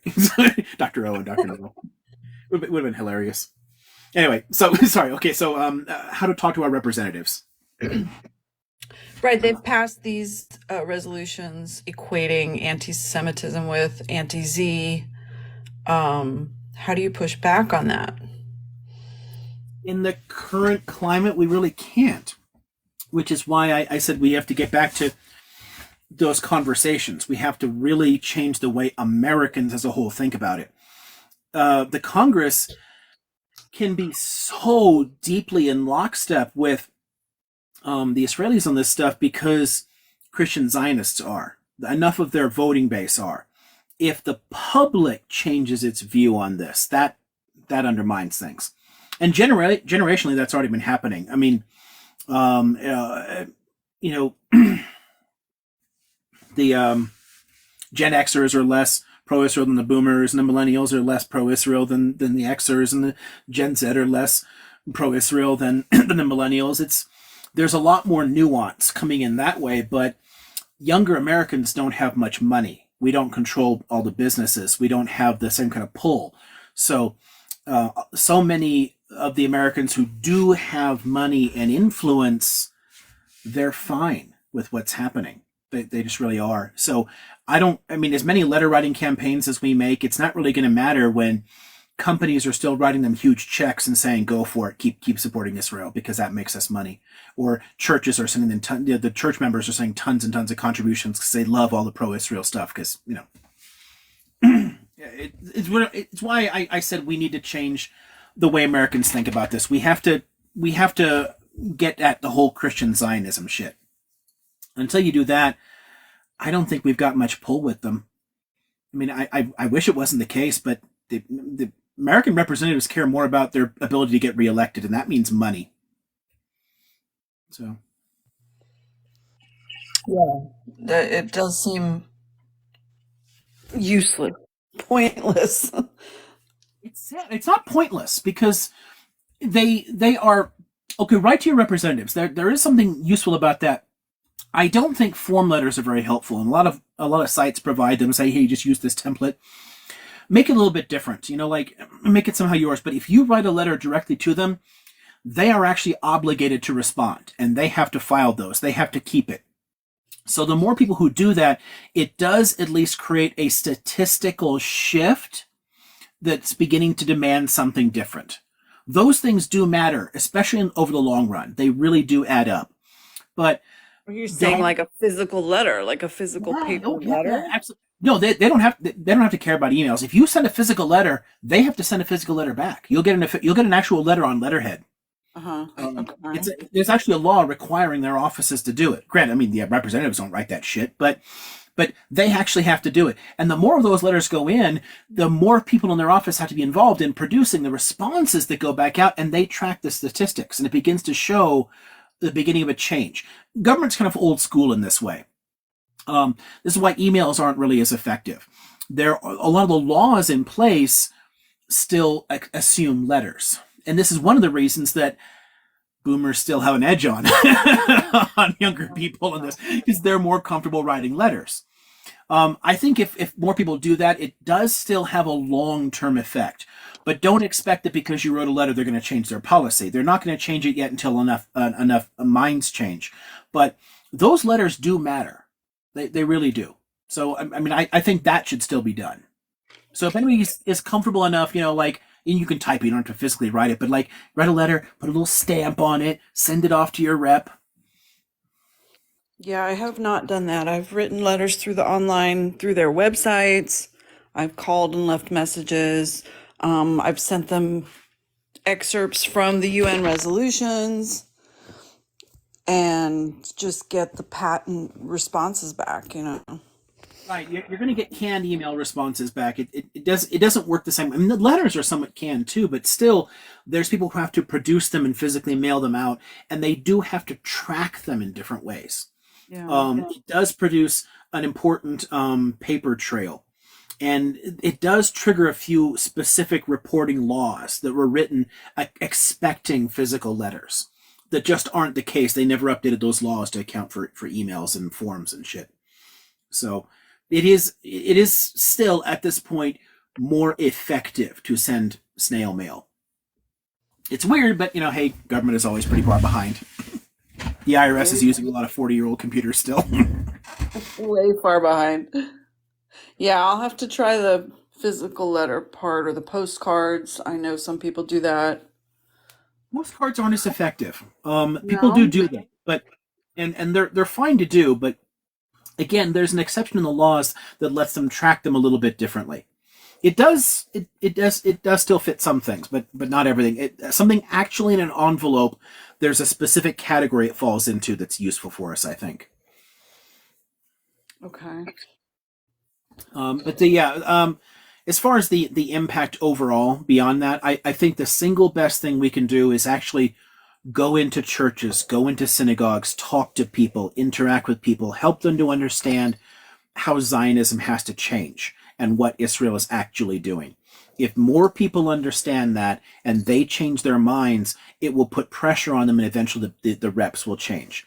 But right now they know they've got the churches, they've got the synagogues, and they've got big business that just wants to make money. Israel's a big economy. That's enough. And the more of us that scream it doesn't matter. They don't need us in the same way. Minewa, minime. What would you say to Chuck Schumer? What is a succinct statement that you would make? Oh gosh. What do I have to say to Chuck Schumer?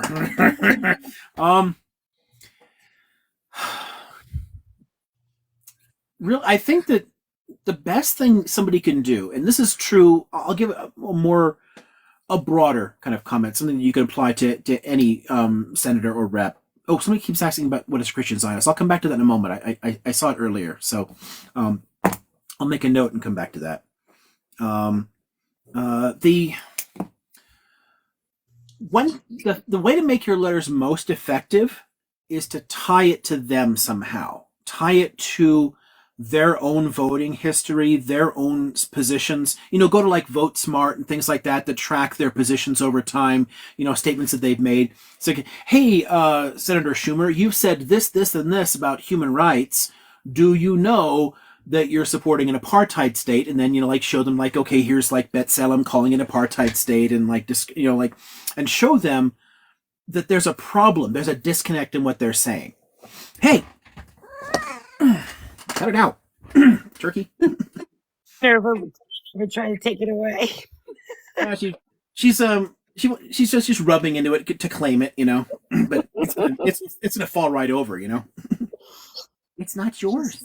She's pretty chill. She lets you like move her around and Oh yeah. She's like a Gumby cat. Yeah, they all end up being very trusting. I'm a cat whisperer. So I mean, she knows she's perfectly safe. So cute. All right, well, I appreciate your time. Thank you, Dr. O. Yeah, but just as a good general point to everybody, look at what your representative has said in the past. Tie your criticism to that, because it shows them this is a voter who actually knows me.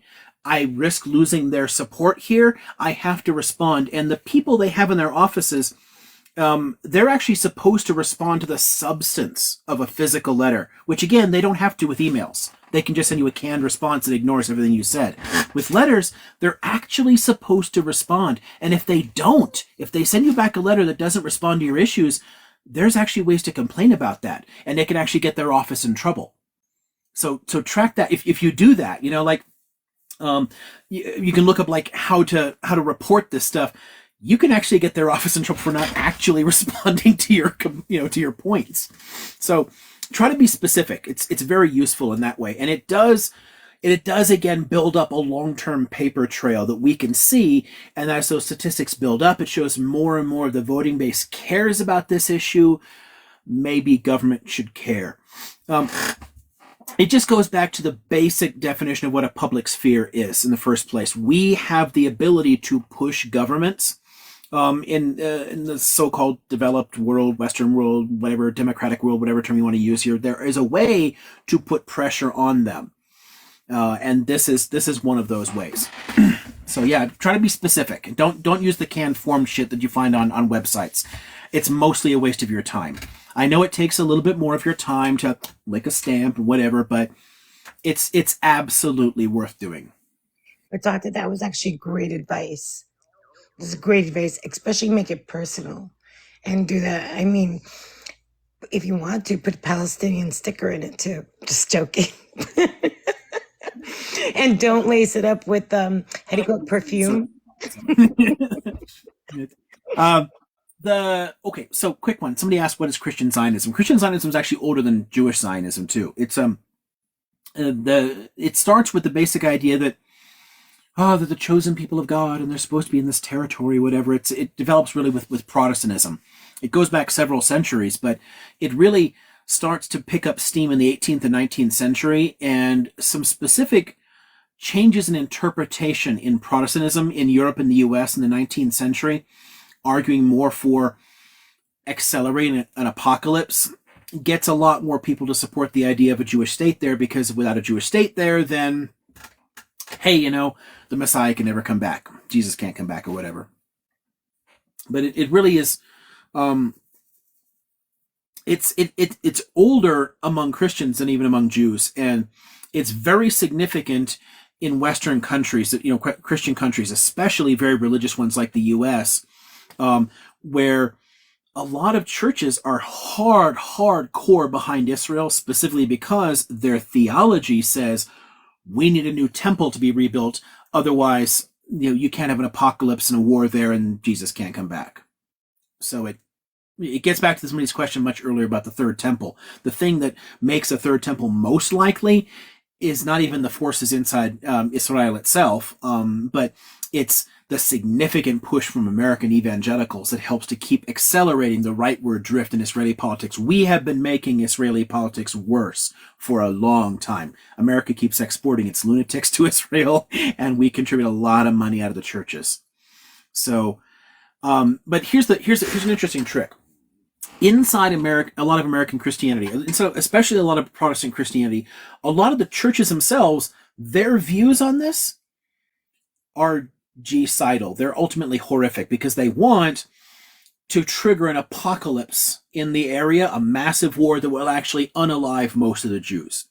But most of the believers in the pews don't know that. They just know that the guy at the pulpit is saying, we love Israel and we're part of a shared Judeo-Christian civilization and we want to protect them from all those crazy blah, blah, blah, insert racist bullshit here. They hear a bunch of support Israel, but they don't really get the theology behind it. If you help Christians to understand A, that theological basis, and B, what Israel's actually doing, a lot of Christians will turn away from this. They'll start criticizing their own churches. And I know plenty of Christians who do that already. Hey, what are you doing? So it's worth having those kind of conversations and trying to change minds that way.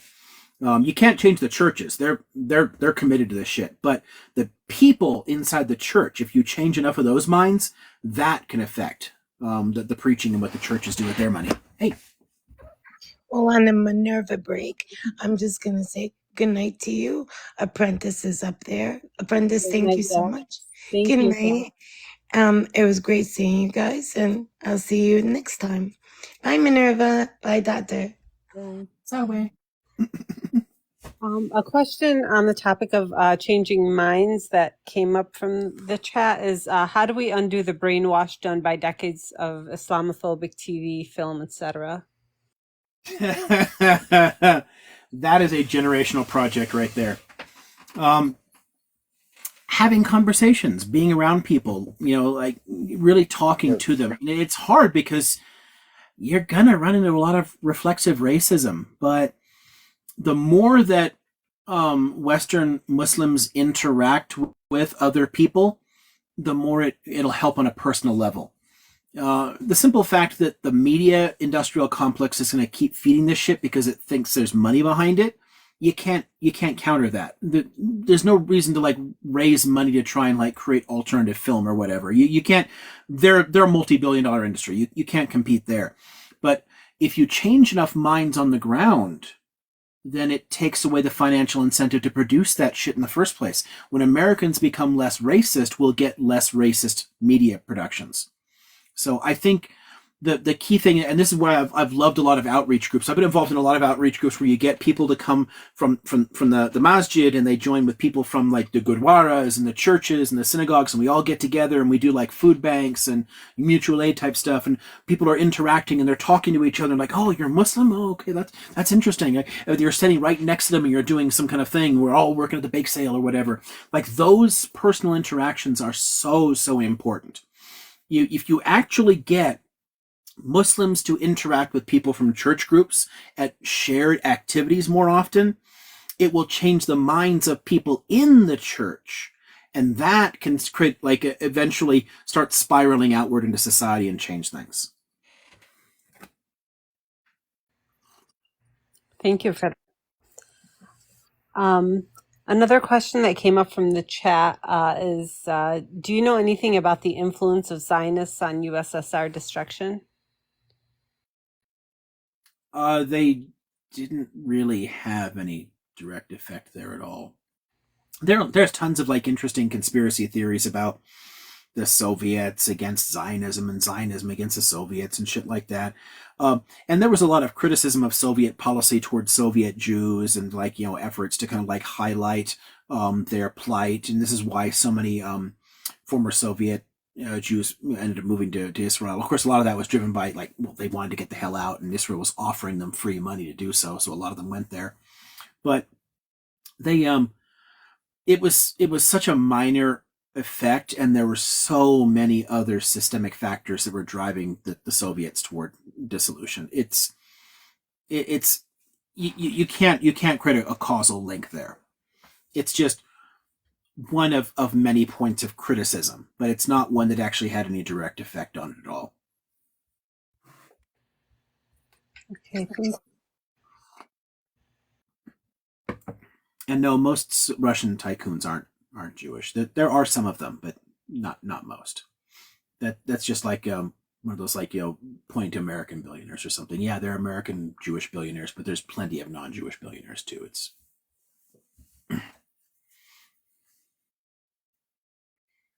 hell, Judaism was so heavily suppressed in the former Soviet Union that even the Jews there weren't really Jewish in any real sense.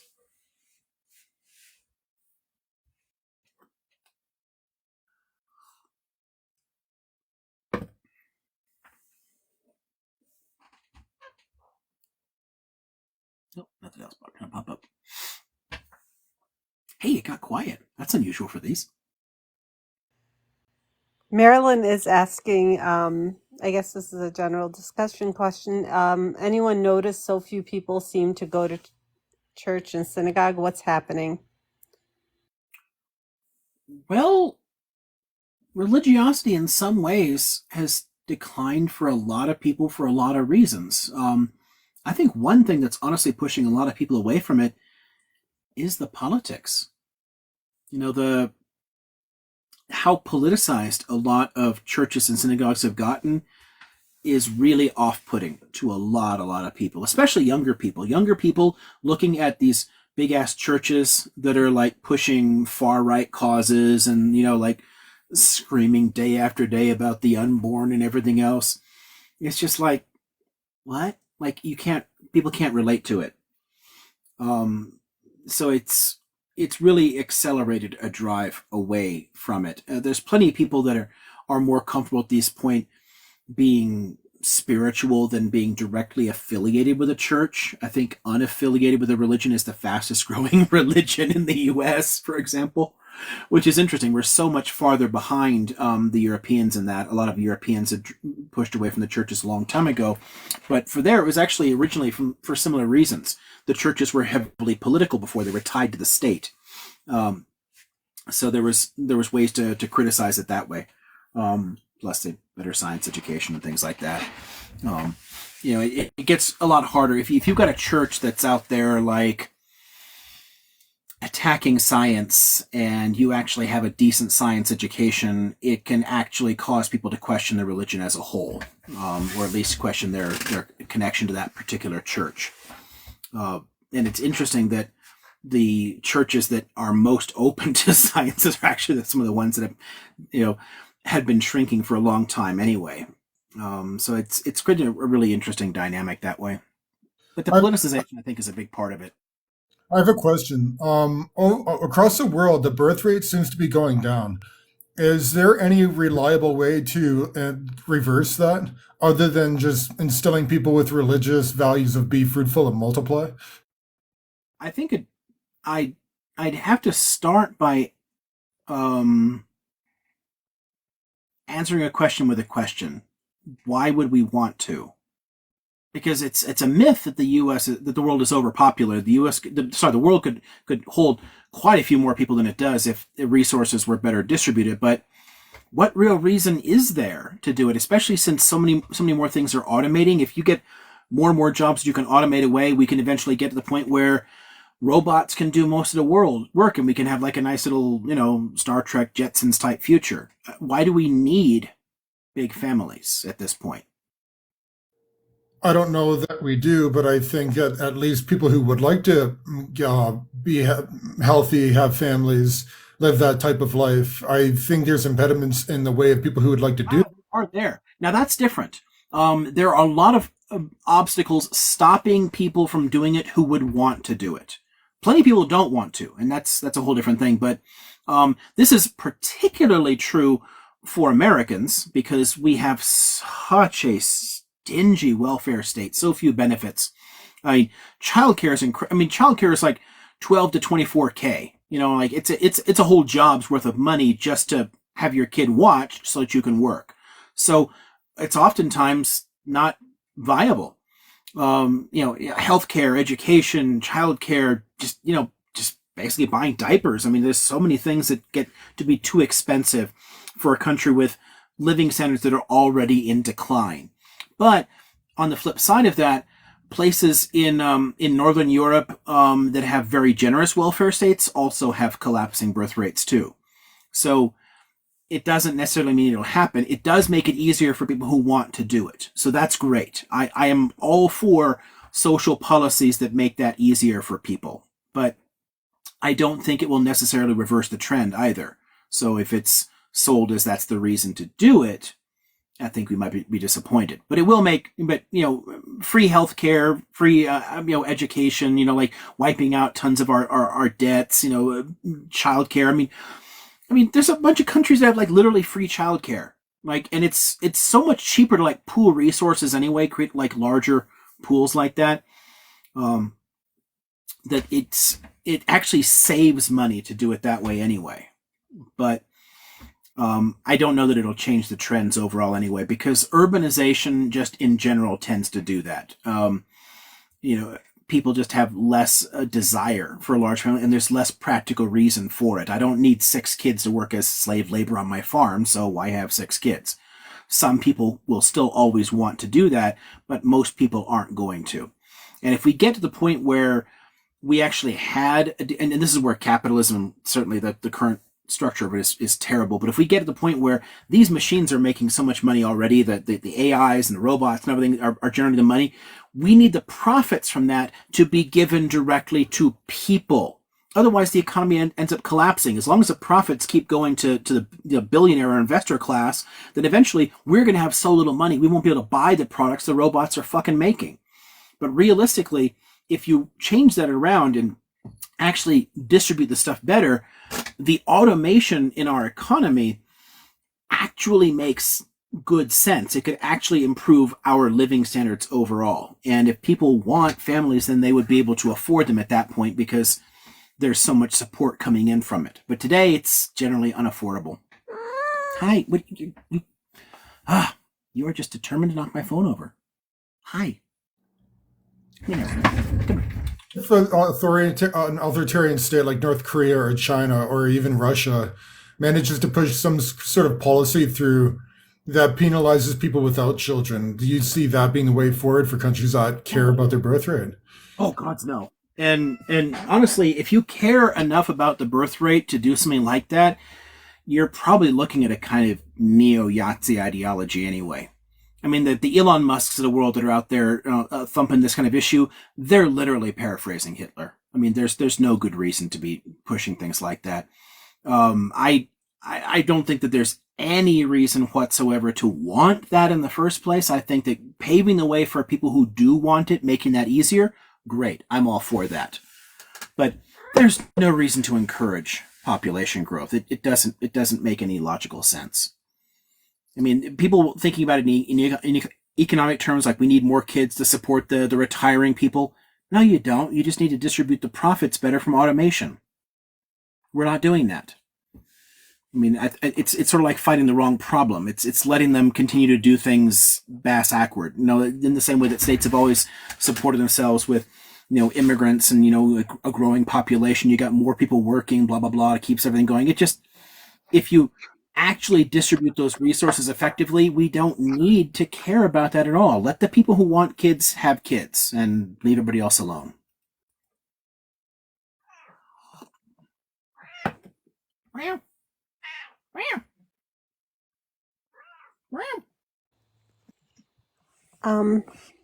I think we can take the next question if you're ready for that, Liam, unless you want to take a break. No, it's I'm cool.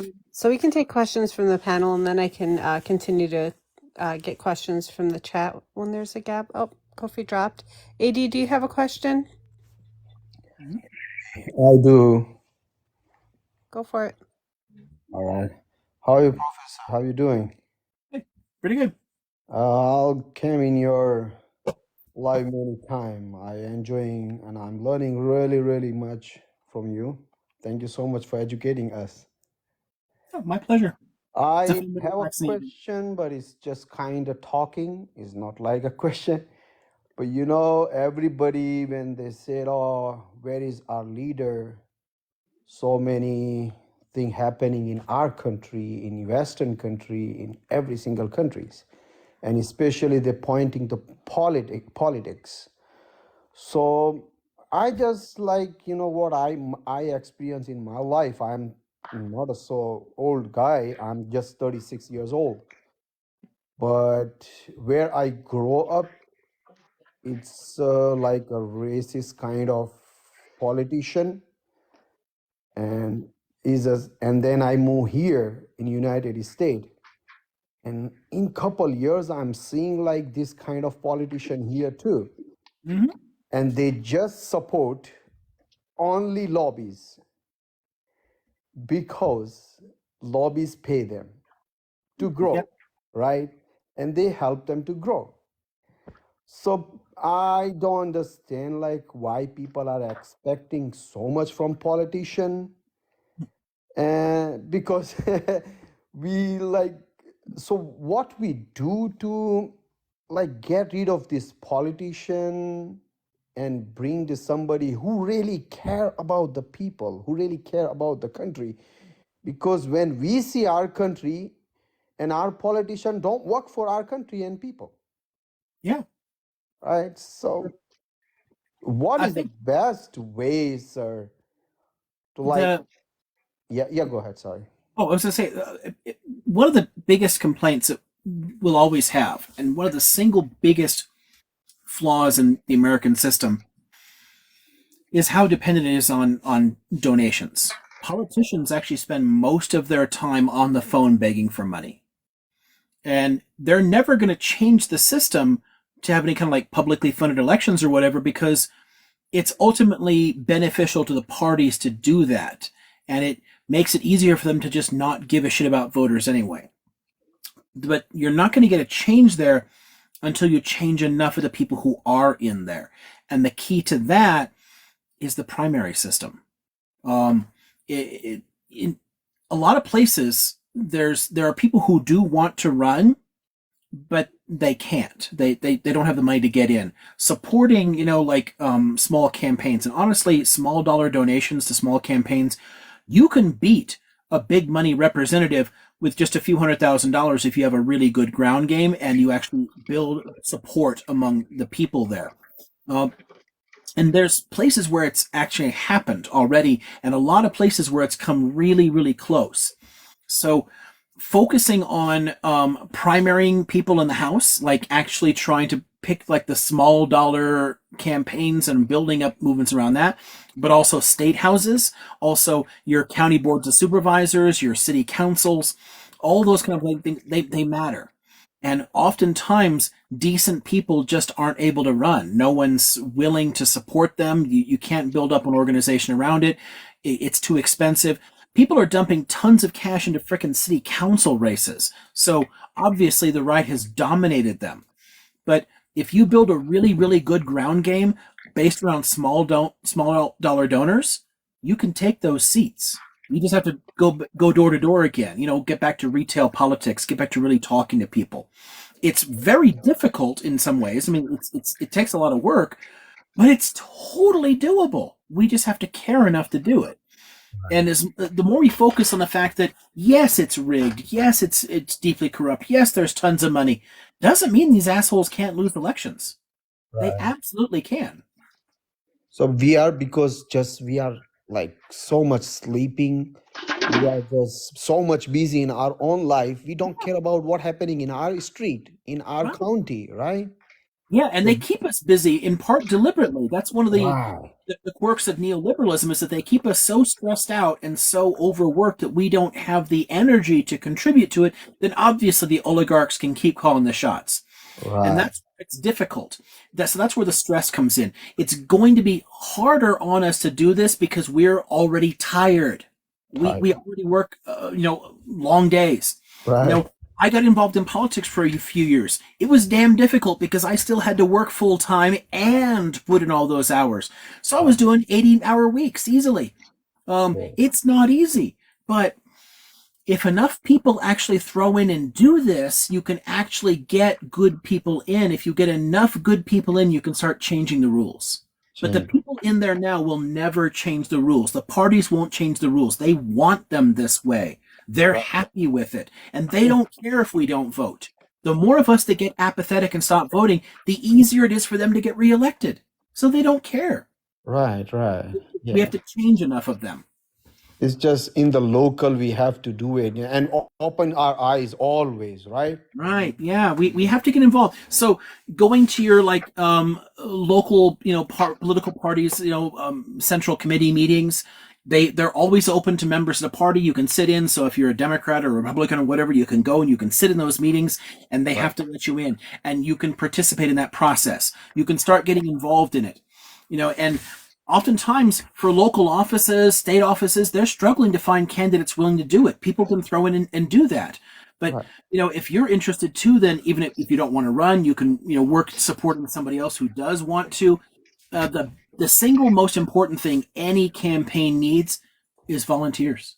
It's not tons of cash, and it's not volunteers for people love simple things like we can have a party, we can all get together and we can write postcards. That's not helpful enough. What you need is people willing to actually go and knock those doors. Go Right. and do those, like, kind of town hall type meetings. Actually interact with people, because that's where you can change minds and show them, hey, look, this is a real campaign. We don't have all the money that guy does, but we have the support of people, and we're here, and he's not. He's not here. We're here, and we want to talk to you. And if you elect us, we'll always talk to you. Right. That kind of authenticity, a ton of Americans want that. They would love to see that again, and they're just not seeing it. Right. So give them what they're actually looking for. Right. So nobody just don't care about anything what happening in my street or my county. So that's a problem, and they want like that way. So Yeah, people they just want it that way, exactly. right. The busier you are, the more distracted you are, the less you're actually interested in going to those meetings and changing things. They Right. don't want people at city council meetings. I love going to city council meetings. They're so much fun. I've been to a number of them when they've had like resolutions on that are pissed. Oh, God, there was one city in Southern California that was putting these resolutions on there that were, like, there's been like Islamophobic resolutions and like anti-socialist type resolutions, like really pointless shit. Like, why are you even talking about this?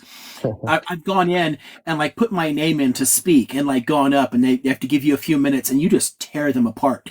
They don't want to see that, but when you're doing that, it gets recorded, it gets seen, it becomes Right. a part of the public record. It can Right. influence other people. Next thing you know, you're meeting and talking to other people and interact. Hey, you're interested in that too? Cool. Let's form a pressure group and start pushing these guys. Right. Right. Now, it's hard because, yeah, instead of coming home from a long day at work and Right. vegging out on the sofa watching TV, we have to go to a city council meeting. So it is time, Right. but that stuff really can change things. And this is why this country has drifted so far to the right and gotten so racist, is that was a conscious plan that Republicans decided on.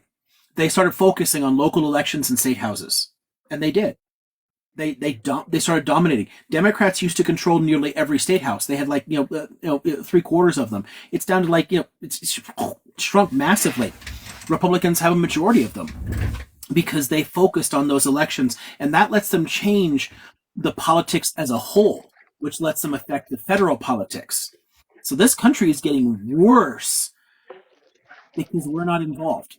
So much worse. For Yeah, just yeah. 3 4 years ago, and now he's like like 100 times worse. Yeah, So like the ideas were all there. This country's always had like really horrific nationalist and racist views, but it was held by a small enough chunk of the population that they couldn't really affect things. They had to take control of more and more offices in order to to normalize that message, to make it mainstream. And that's what they've managed to do. They've made a lot of this hate mainstream. Where you go back a few decades and you couldn't get away with this shit. Now you can. I right. mean, they ran a. I mean, there was a Republican running for office in Illinois who was literally a member of the American Nazi Party, Oh and wow. and the party let him run. He just changed him, became like registered as a Republican, ran in the election, and they didn't reject him. I mean, he lost because he was running in a solidly Democratic district, but enough of the base still supported him. He still got all the Republican votes. Right. They didn't reject him for who he was. That's dangerous, and it does mean we need to step up more. Yeah, good people not interested and bad people always there. Yeah, exactly. The bad people are always going to be there if the good people check out. I mean, what's that cute line? All it takes for evil to win is for good people to do nothing. Things like that, Right, right. Yeah. Every single people have to keep them eyes open and get interested in everything, right? And And there are ask for so many really good people who are running, but they can't get attention. They can't build a large enough team. right, So, I mean, I know a ton of really great people that have jumped into the Democratic Party, but don't share its corrupt values and want to do better. And we need to support those campaigns. right. Yeah. So if we wanted to change that whole thing, we have to start from our county, right? Right, Yeah. exactly. In every Look at single the house, local everybody leaders. have to be interested. Yep. And honestly, some of this stuff is okay. So even in federal offices, if we start thinking about primary races for the House, I've made this kind of point tons of times to people. You think about people who can write those big check donations. set up like a $5 or $10 monthly donation. So like you're giving up like one Starbucks coffee, right? Right. But set it up as a recurring donation to a small dollar candidate who's running it to primary somebody to try and like take their place on the ballot. Right. Those add up. $5 a month really adds up. And if you do that and you get your family to do that and you get your neighbors to do that, none of us are giving up very much alone. We're giving up $5 a month. But if you get all of your friends to do that, suddenly those campaigns can afford to run ads. They can afford to be on the radio where they wouldn't be able to otherwise. So the small dollars really add up. So finding those races, finding those good candidates, and actually contributing a little bit like that. So even if you don't have the time to show up to things, even if you don't have the time to canvass, like knock on doors or something, a $5 recurring donation really adds up. And I know I've watched a lot of races in this country the last 10 years where a few thousand more dollars from people like that really would have tipped the balance. They could have won. Right. Yeah. Small camping is so important, and start from your home, on your neighbor, right? Yeah. Keep eyes open, because any single candidate you see is just puppet and work for just the rich people. That's it. Right, exactly. But there are a lot of people who want to work for us. There's tons of people who want to get in and really serve people, but they don't have the money. The ones that we see on TV are the ones that they're getting all the millions from all these corporations or whatever. Right. But we need to look past that. If anybody's interested, if you guys want to talk about things, maybe I can do some videos on it. I can give you a ton of resources, like different websites and different organizations that actually do elevate people like this. Like Howie Klein's PAC in California, Blue America. They do really good work. They support people running all over the country, trying to raise like small dollar donations. And they only will back candidates who want only clean money, Medicare for all, things like that are actually really committed to major change. So looking for groups like Blue America, find things like that and support them. I mean, it can make a huge difference. Huge difference. But I think like it might take whole generation, no? Because opening the people's eyes is like so difficult. Educating people, talking to them, they have a first idea what they watch on the TV and like mainstream media. They have just that in their mind. It's so hard to talk to them. It is. It's a slow process, but I can tell you from experience, having personal conversations with people that know you, like people that you have a personal relationship with, Right. it will make a difference over time.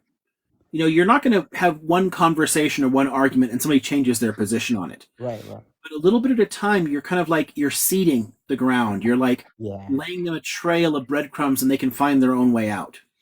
That stuff does work.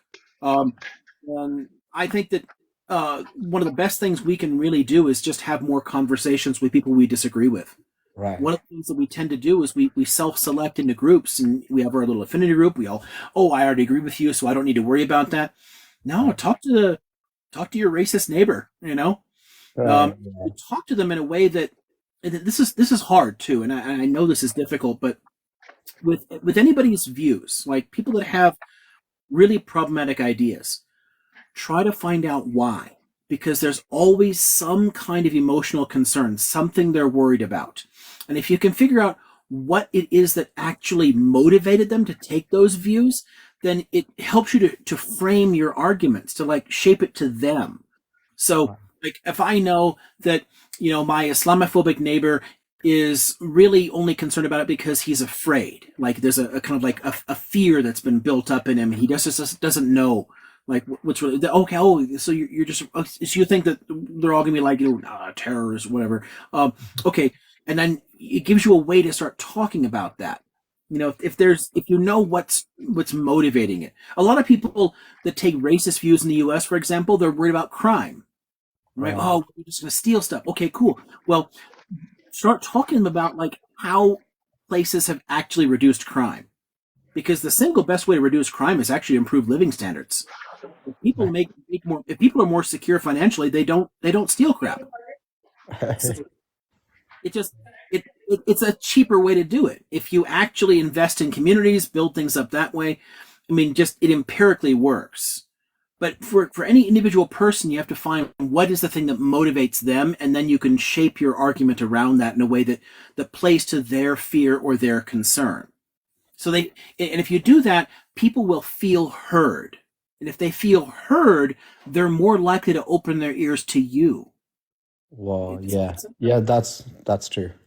when people talk Definitely. at each other or past each other, it doesn't work the same way. If you make it seem like you care about their position, like you care about their concern, okay, here's the best way to do that, then it kind of like opens a door. It helps them to open up their mind a little bit, where normally everyone's just going to close off very easily. Right. It's difficult to do, but you can you think people can get good at this, and those personal conversations, they really do add up. Yeah. It's how cultures change in general. It's always a slow process, but it's how all change really happens is through all these personal conversations at a local level. Yeah, that's true. Start now. It's gonna take a time, but in the history, when you check, all is just conversation, conversation. Yeah, That's if that's all of us really start true. doing this, it builds up so fast. It takes more people doing it. Right. The more of us that jump into this process, it'll snowball. It'll get more and more people, and the more people who are doing it, that brings more people into it, and changes even more minds. And then next thing you know, people are seeing the attitudes of all the people around them changing, and they'll start asking themselves. They won't even need the conversation. They'll have just noticed everyone else is talking about this differently than I am. What am I missing? What do I not know? And they'll come to you and they'll ask. And Right. next thing you know, like you've won. By that point, you've won the argument. Yeah. But it has to build up momentum that way. Yeah, propaganda exactly worked that way too, and that's took years too, right? Yeah, exactly. I mean, Yeah. the current far right strategy in the U.S. that's bearing fruit with like the MAGA types, that started in the 1950s. Wow. Yeah. It took them from then to now to normalize somebody like Trump, and there's a lot of steps along the way. I Yeah. mean, I walk through this with people in classes and whatnot. It built up steadily, and you can see the strategy for it and how they normalize the ideas over time. This didn't happen overnight, you know, Yeah. and there's a lot of people in the U.S. who are able to push back in the other way. We could easily tip the balance back, Right. but we have to be trying, you know. Yeah. The best way is the talking conversation, and the maybe you said like politician lobby. We have to start with the neighbor, right? In our own county. Yeah, like working on local elections, state house Local. elections, and house elections. So they're all places you can do. You like if for the federal level, honestly, one of the single best things you can do is find a good clean money candidate out there and set up a $5 recurring donation. But spend your time, your energy on those local elections and on the conversations. You know, Right. work on your city council races, your county supervisor races, and have those conversations with your neighbors. That will really add up. And the more people you have those conversations with too, that'll ultimately make it easier for those campaigns for Congress to work later, because you'll change the minds on a local level. If they start thinking about it differently on this issue, it can open them up to the other ones too. So it all can work together. Right. It can seem overwhelming, but it really isn't. Yeah, it's a hard thing because to go to people and talk to them, but that's how it's work, and history said always Exactly. like that. It's Yeah. hard, but that's one thing history shows you over and over and over again. It's Over. those conversations. You know, Right. it's that personal interaction. That's how change builds up. That's how cultural change happens. Yeah, and every single propaganda works same like that way. They Well, just spreading to each other, spreading.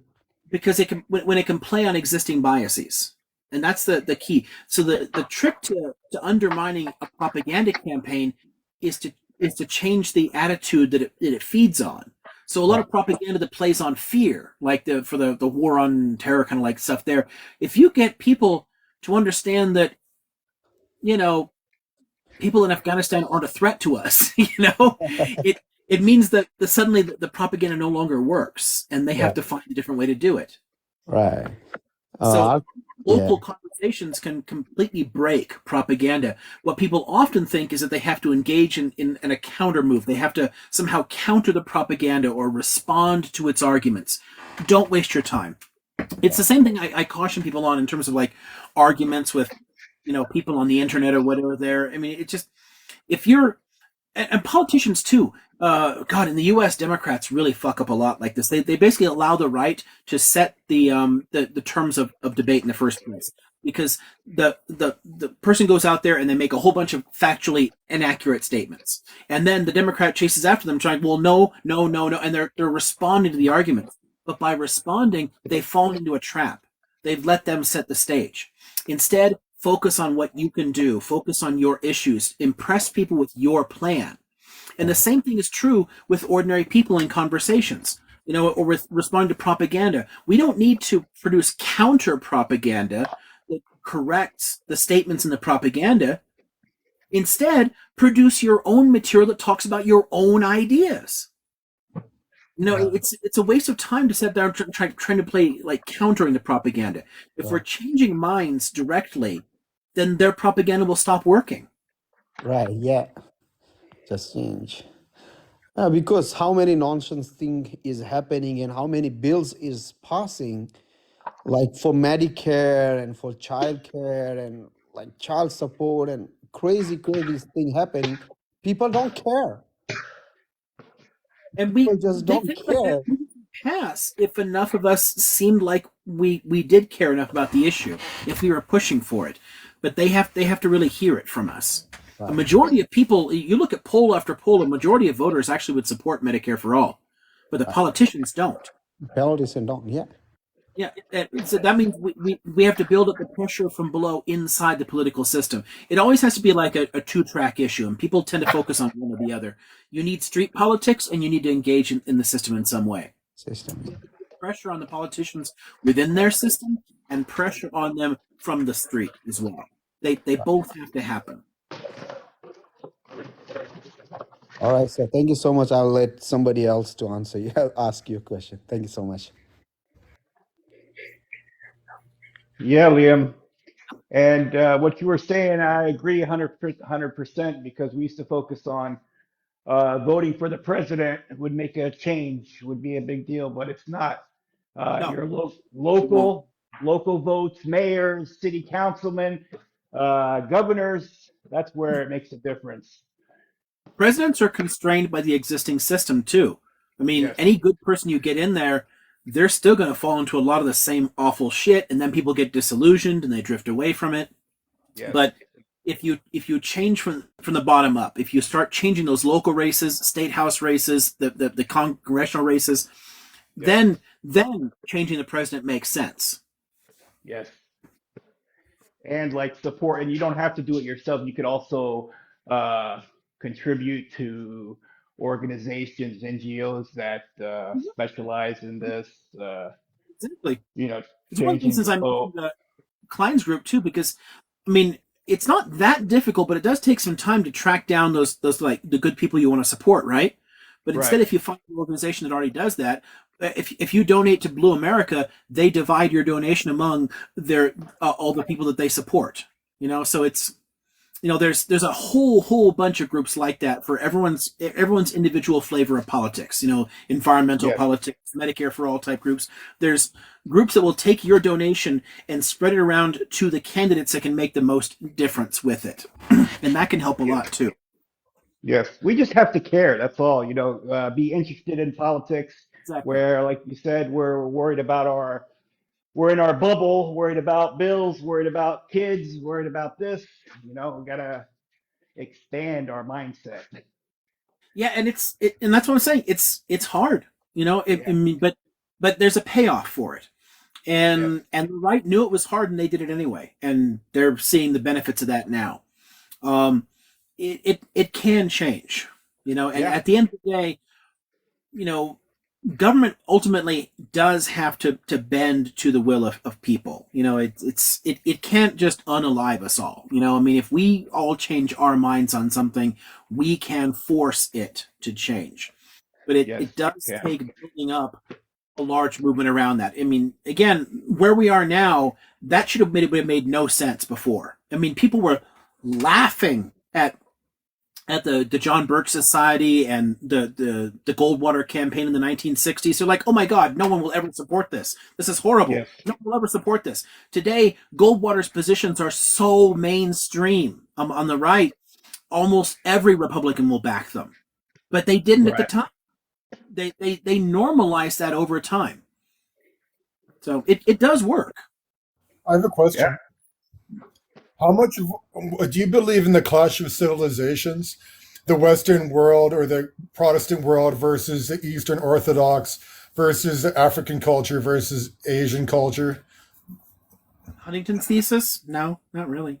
The cla- I mean, there are what you've got there. I tend to think of it more in terms of like clashing paradigms or discursive frameworks. There's different ways of thinking in different parts of the world based on those cultural foundations, but they don't have to be in conflict with one another. They're just different, and the way to deal with potential conflicts is to try and understand the framework within which people are working. Why do they approach it that way? Why does that make sense there but not here? It doesn't have to be like some kind of constant fight. Just because there's differences doesn't mean it has to be oppositional, is I guess my point. Hey, crazy cat. Yeah, I mean, there's some good and interesting work that Huntington's done, but the Clash of Civilizations thesis is ultimately bunk. what if we got to a point where we were such a humanist slash feminist a society that we thought we were doing a moral good to force our values of feminism and human rights onto different societies that view the world differently? No one should be forcing their ideas. I think that's the simplest way to do that. I mean, there's influencing people is one thing, suggesting a thing is one thing, but the idea that people need to conform to an idea tends to get people to dig in their heels and not change. It's less effective. One fun parallel for that, and I think it might play to a number of people in the kind of audience that I tend to attract. Think about the way Islam spread in the first place. It didn't go around forcibly converting people. It didn't go around saying this is the only way to do it. It provided an example. It tried to lead by example. And over time, people converted to it in those areas. I mean, there's tons of ideas that have spread that way. And I think it's simply a better way to go about it is to lead by example in a sense. If you actually have good values, then live by them. And oftentimes, Western countries that claim to be feminist and everything else, they don't live by those values. It's obviously hypocritical. I mean, hell, the U.S. is definitely not a feminist country. I mean, anybody complaining about, oh, Iran doesn't treat women well, no one's going to give a shit about what we think because we treat women like shit here too. So it doesn't work. It's not going to encourage anybody to adopt a different view. How do we treat women? I would think that society is both patriarchal and matriarchal, that in some ways men oppress women and in some way women oppress men. But like they hold us to a certain standard that is difficult to achieve and we hold them to a certain standard that is difficult to achieve. And the higher that neither of those are patriarchy or matriarchy, though. I mean, standards that people have for each other, that's just human sexual strategies, like, our reproductive strategies. What we've always, that's just normal. But patriarchy is setting up structural conditions that limit women's power. That's a whole different factor there. Matriarchy has literally never existed anywhere in the world. Women have never controlled a society. Patriarchy is a structural factor. It's not an individual behavior. Somebody acting in a particular way, somebody being, toxic towards women, that's not patriarchy. It can be a reflection of it, but patriarchy are the systems in place, the belief systems, the political systems, the economic systems that limit women's power and participation. It's a whole different issue there. Men and women both can be terrible to each other. On an individual level, we can all be shitty to each other, but that's not patriarchy. is it possible to have a gynocentric patriarchy? A which? A gynocentric patriarchy? I mean, well, no. I mean, the whole point of patriarchy as a system is to essentially treat women like property.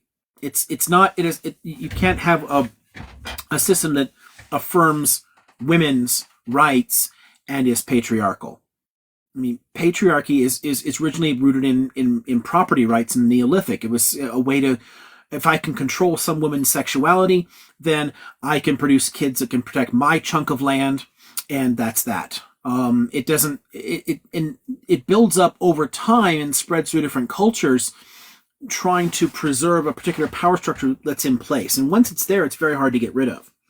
This is the biggest problem with unraveling patriarchy, is you're trying to unravel 6,000 years of cultural development along a particular trajectory.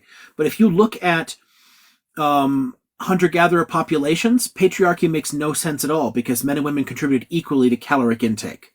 They depended upon each other. They both did different work, but they depended upon each other to survive. When you set up a system, where women depend entirely upon men and the power is in male hands, it's very hard to unpick that and get people to surrender that power and restore a kind of like equilibrium. We've made some strides in that direction, but there's not a single culture in the world that isn't patriarchal at this point, because cultures change very slowly, and this is a very deeply rooted system.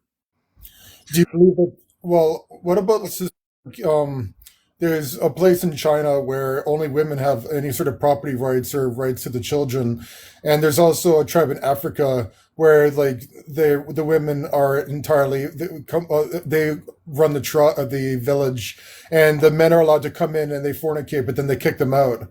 And there's other places that are similar in terms of I think it's India, where they have walking marriages, where they just be, or sorry, that's China again, where they have walking marriages. They just sort of hook up, and the mothers and the sisters are taken care of by their brothers, and they're allowed to be housewives, so you can do whatever they want. There are a ton of places where the system is varies a little bit in how it works, but in none of these systems are women actually in control of the system. But you do have some places where women do have a bit more say in their lives. There's tons of alternative social systems that have existed around the world. I actually have fun talking about some of these. I do a global history of sexuality, and we get to look at some of the alternative systems that have existed in different places. None of them actually put women in charge of men. There's never been one that's like that. The one you're talking about in China is not actually matriarchal. The social structure for them is still built around a patriarchy. And yeah, that's that. But there are variations in the level of participation that women have. There's a lot of fun ones like that. Look at say the Iroquois Confederacy for something a North American kind of example on this. People might be a little bit more familiar with. They were a horticultural society. They did both farming and hunting and gathering, but the way that they structured things, the men were always chiefs. So the men would be in charge in that sense, largely because, war is more often a men's pursuit and chiefs lead people in war. But there was a council of women, and if the women didn't like the chief, they could depose him, and then they would have to elect a new chief. It didn't put them in charge. They didn't run things, but they had a veto, and they could exercise that. And what that basically does is it helps to level the playing field. There are tons of examples like that where women have greater agency and more ability to affect how the system works. But actually controlling the socioeconomic processes, like, controlling everything about it, hasn't really happened anywhere. What would it take for that to happen, other than like some sort of forced gender parity system where there's always a male leader and a female leader, both in the government and corporations? And is that actually really necessary to get to an egalitarian society? Well, it's not necessary to force anything like that. Again, the whole point is, change ideas a bit at a time. Show that women's voices actually matter, and that it can actually produce better outcomes when you take into account different perspectives, when you balance that sort of thing out. it's not a matter of trying to force a change. This is where I think a lot of the culture war shit in a lot of places where there's a sense of like male resentment about feminism. This is one of the things that actually, this is a long running problem too. Mussolini literally ran on the same issue that a lot of Republicans are in the US today. Put me in charge and I will put these women back at home making babies and you won't have to compete with them in the workforce anymore. It was the same kind of like anti-feminist rhetoric you get from like YouTubers like Sargon of Akkad. It's the same shit 100 years later. But it plays on certain resentments because people feel like the system is being forced on them. It's changing too rapidly. The key there is just us changing our attitudes a bit at a time, talking to each other again. When cultures change organically, it isn't resented in the same way. When cultures are forced to change through political power, it can create blowback. There's times when it's sort of necessary. Obviously, hey, ending the slave trade is important, things like that. But a lot of times with cultural issues there, you can create so much of a blowback, so much of a reaction by pushing things politically, that it can actually create reactionary movements that undermine all of the benefits, all the advantages that you got. So it's a tough nut to crack in that way. It does take time. So Won't society continue to remain patriarchal because men have a motivation to be successful, to maximize their reproductive opportunities? Elon Musk has had 10 children with 3 different women, whereas women will not necessarily be as motivated to acquire positions of power because it doesn't affect their reproductive success.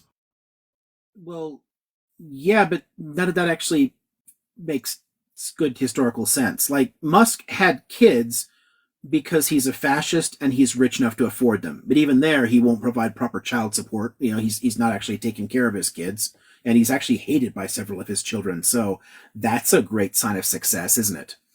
I mean, no, I wouldn't say that that's actually a motivation there. The motivation you're pointing to is actually a result of those structural features. And you can get that by looking at, again, the long-term development of humanity. Patriarchy did not exist before the rise of private property and land, which you could then monopolize and then gave you an incentive to control women's reproduction.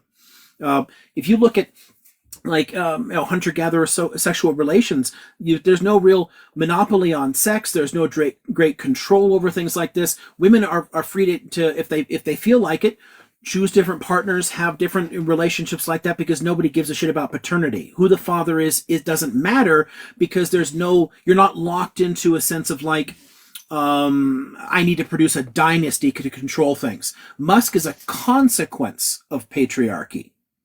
People with that attitude are a consequence of telling people they need to accumulate wealth and pass on that wealth into a dynasty.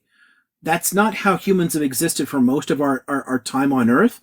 And it's not how we're naturally wired, but it's a result of different social structures. So a lot of the beliefs that you've inherited around that, the people have been taking in around that, are just a consequence of thousands of years of structural bullshit that has motivated the cultural things. There's nothing specific about being male that does this. There's no like differences in we actually have a lot of data on neurology at this point. I mean, it may surprise people to know, but scientists do study shit. And we know a lot about how brains and hormones and shit like this work. There's nothing about being male that makes you more likely to want to control things. It's a structural factor that advantages them, that then supports their ambitions. Look at the way women who are ambitious get criticized. It's hard to deal with that shit. People don't want to be attacked constantly for it. Ambitious women are constantly shamed, and they're forced to compete in different ways. They have to be more perfect to get in the door at all. They have to not only be really competent at their job, but they also have to wear makeup and heels and respond in the right way and not get mad when people talk over them. It's very, very difficult. You're socialized into this. The structural features in society make it easier for men to be ambitious. That's not saying men are naturally more ambitious. It's just that the circumstances have made it easier to do so. Okay, let me ask you this. I only came up to say this to you, Liam. How you doing, by the way? Oh, I'm fine. I should probably let's see. Well, I can probably go another 30 or 40 minutes, but I BC, definitely want to be off before 11 Okay, I'm on my sorry, schedule. before you okay. go, BC, is it on the topic, on Yeah, the I'm gonna current stay on the topic? topic. Yeah, I want to ask a Okay. question real quick about the topic, and I want to ask you this. So throughout history in America, right, just in America, we were speaking about women's rights and whatnot, right? So if you look into history, you will see that women were always viewed as inferior, weak, and dependent. So what changed now? All of a sudden, like there's a dynamic, a shift in change, and I feel like a lot of men are not ready for that or not responding to it. What would you say about this? A lot of people are definitely not ready for it. That's certainly true. Although again, this has been building up steadily for centuries. A lot of it is driven by just studying shit. I mean, actually understanding better those arguments. A lot of the arguments you have in America, this idea of women being a weaker and more dependent. A lot of the specific ideals that develop in the U.S. Are a product not only of the longer term sort of Christian patriarchal relations there going back a long time, but also a bunch of 18th and 19th century Enlightenment ideals. They started like trying to add a little bit of science to it, but science that basically just wrapped up their own prejudices in it already. And they started, well, women faint easily. No, you're just putting them in corsets. I mean, all kinds of like stupid shit that was sort of like self-reinforcing. Women have always worked hard. Women have always been working in the fields. Women always did heavy labor, but bourgeois culture said women should be on a pedestal and they should be in the sitting room and they should entertain guests and know how to lay out a tea set, this kind of shit. And they basically brainwashed people into thinking that was normal. It's actually a historical aberration. It's not how things have usually worked. I mean, elite culture has tended much more to oppress women and to force those certain values on them. When you're poor, everyone has to work, and you can really see what people can do. So a lot of American popular culture descends from those bourgeois attitudes, in the 18th and 19th century, that argued that women had a particular domestic role and that they should do that. That's just it's just not how things have usually worked. But it's hard to kind of like get past some of that programming, and certainly media has played a part in that too. A lot of like early TV shows and crap like that.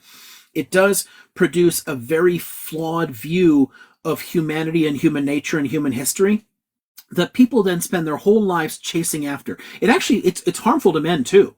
It puts pressure on men to act in ways that they might not want to act. And it also, of course, obviously forces women to fit into a particular mold or ideal. We have to act in certain ways in order to be accepted or normal or whatever.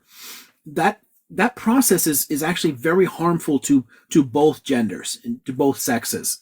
And what's changing is that more people are talking about this, more people are studying it, and more women are able to write and share their views. When women started actually publishing books in the 18th and 19th century, and people are reading this, oh shit, that's what it's like for you? People start thinking, oh fuck, maybe we shouldn't do that. Next thing you know, you've got, a male authors like John Stuart Mill saying, hey, maybe we shouldn't be oppressing women. Attitudes start changing a bit at a time. But some of it just technology opened up certain doors for women to engage and to present their perspectives, and their perspectives were heard, and people started interacting with them. And over time, that builds. We are still struggling with the concept today, and there's massive reactionary movements against it. But I can give you examples of writings, in the 18th century that are making the same kind of arguments people are making today. People have been saying this for a long time, and the fact that they've been saying it, that's why attitudes are shifting. That's why there are more people talking about it today. It's still problematic for people, but there's more of that you're seeing because it's been building up for a long time.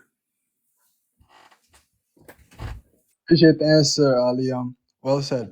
No worries. And yeah, if there's anything, if you're interested in any of this kind of stuff, like I have an entire bookcase on sex and gender issues because, again, I teach a course on that. So I got stuck. It's actually my first time on your panel. What do you talk about? Oh, I talk about all kinds of things, but I have a handful of specific interests, that are bigger than others. Like, I talk about politics and economics, but my my historical interests are like the Middle East and Europe and the Mediterranean basin, things like that. And from the ancient world to the modern world. So I talk about religions and the development of religions because I teach the history of ideas. So that's why they told me I could write a sexuality class because I'm a historian of ideas. So for the same reason, I can also teach economic theory and philosophy and religion. So I have classes on the origins of religions too. When you So say, Liam, when you say you talk about sexuality, are you are you teaching or speaking in terms of like sexual fluid that everybody has a choice, stuff like that I'm not sure what you mean by that. Like a choice about what? of sexuality? As in like your sexual orientation? Yeah, like yeah, basically. Orientation is neurological. It's set when you're born. So no, you don't change that. People can change how they respond to it. People can change their behaviors and force themselves into molds. But what you're attracted to sexually is no different from whether you're like right-handed or left-handed or prefer cilantro or not cilantro or whatever. Like it's just how you're wired. All we can do is change how we choose to express that. And different cultures have had tons of ways that it's been expressed, tons of different forms of expression for sex and gender nonconformity. But what you are attracted to isn't a choice.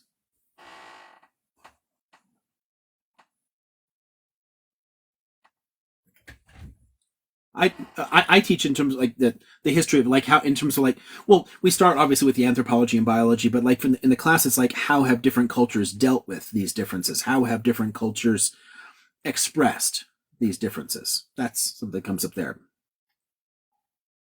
So let me tell you right.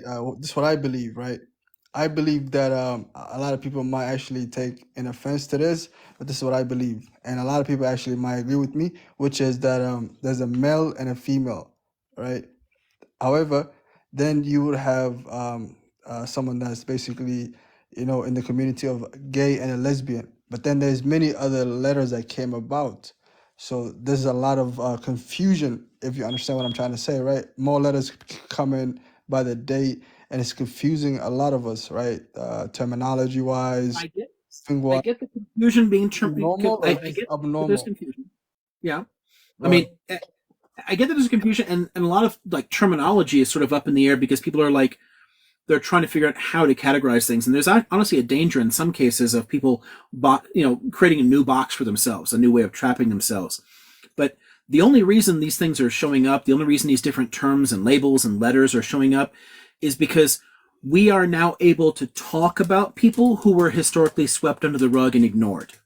History has generally forced people to conform. So if a woman is attracted only to women, doesn't matter. We're still going to force her into marriage. She's still going to make babies. Like no one gave her a choice there. People who felt that people because people are born trans too. That's also a neurological variation. You can literally see physical differences in the brain between somebody who is trans and not. Like they have elements of the brain structures of both sexes. But they have been forced to adopt one or the other, and if adopted against their will, it's led to higher rates of depression and suicide and all kinds of horrifying outcomes there. So it's genuinely bad for them. So we have like the letter because we're now saying, hey, you know what? Maybe we shouldn't oppress people based on who they are. We should, let them, explore that on their own. Tons of cultures in human history have done this too.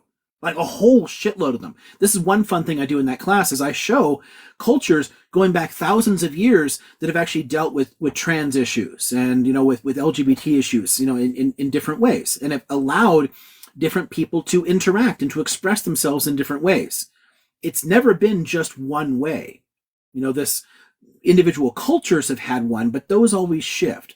But there's tons of differences. I mean, hell, a lot of the indigenous North Americans, they had third gender ideas and third sex ideas. There were a ton of like trans tribes that accepted like trans people in the U.S. where people literally just they adopted the lifestyle and the clothing of the gender that fit them, and people nobody cared.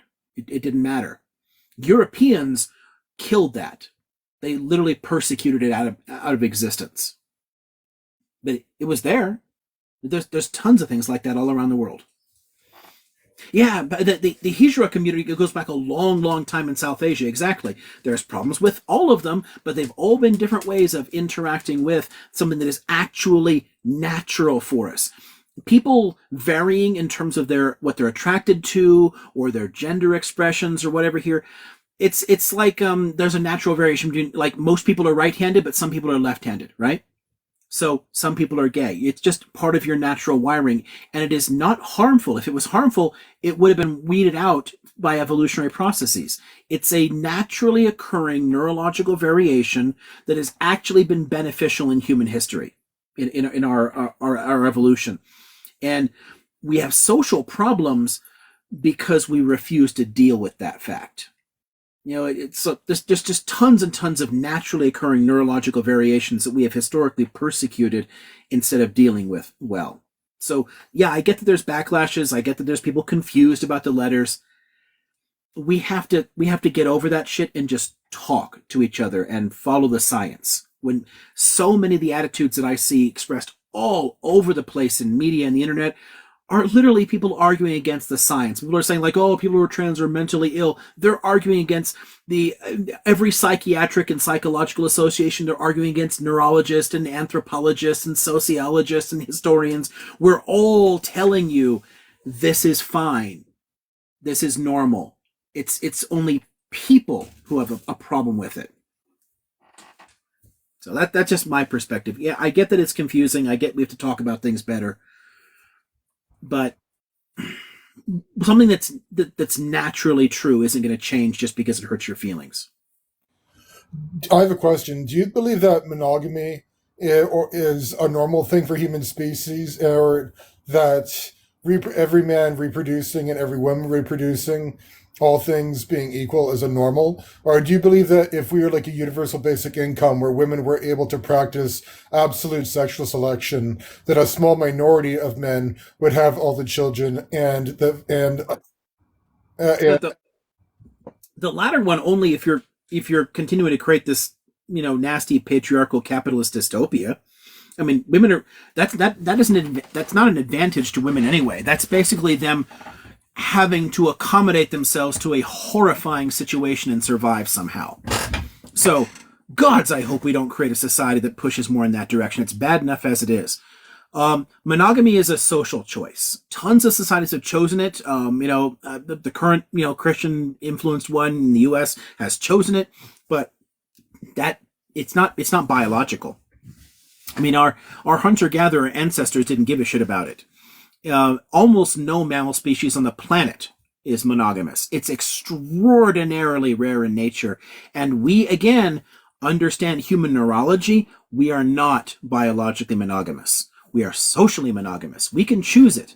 And on an individual level, I mean, for example, I would prefer one relationship with one person because I'm looking for a particular type of relationship and I have a hard time focusing beyond that. Individuals can find where they're most comfortable. But as a species, no. Okay, I'll give you a very simple way of looking at that, right? For yourself, right? If you were a part of a monogamous species, if you were in a relationship, you would not find anybody else attractive. You'd never, your eye wouldn't turn in the restaurant and see somebody else. You wouldn't look at porn. You wouldn't look at advertising wouldn't be based on sex. None of that shit would work. Like when two penguins hook up, they don't look at other penguins. They're fine. That's actual monogamy. We're not like that. We look still. And that tells you something about our actual biology. How we organize ourselves socially, that's a whole different question. Socrates. Hey. Now the other cat wants to knock over the phone stand. They both want to rub up against it. That's not yours. Liam, would you be okay with doing like a talk or office hours devoted to gender and sexuality studies?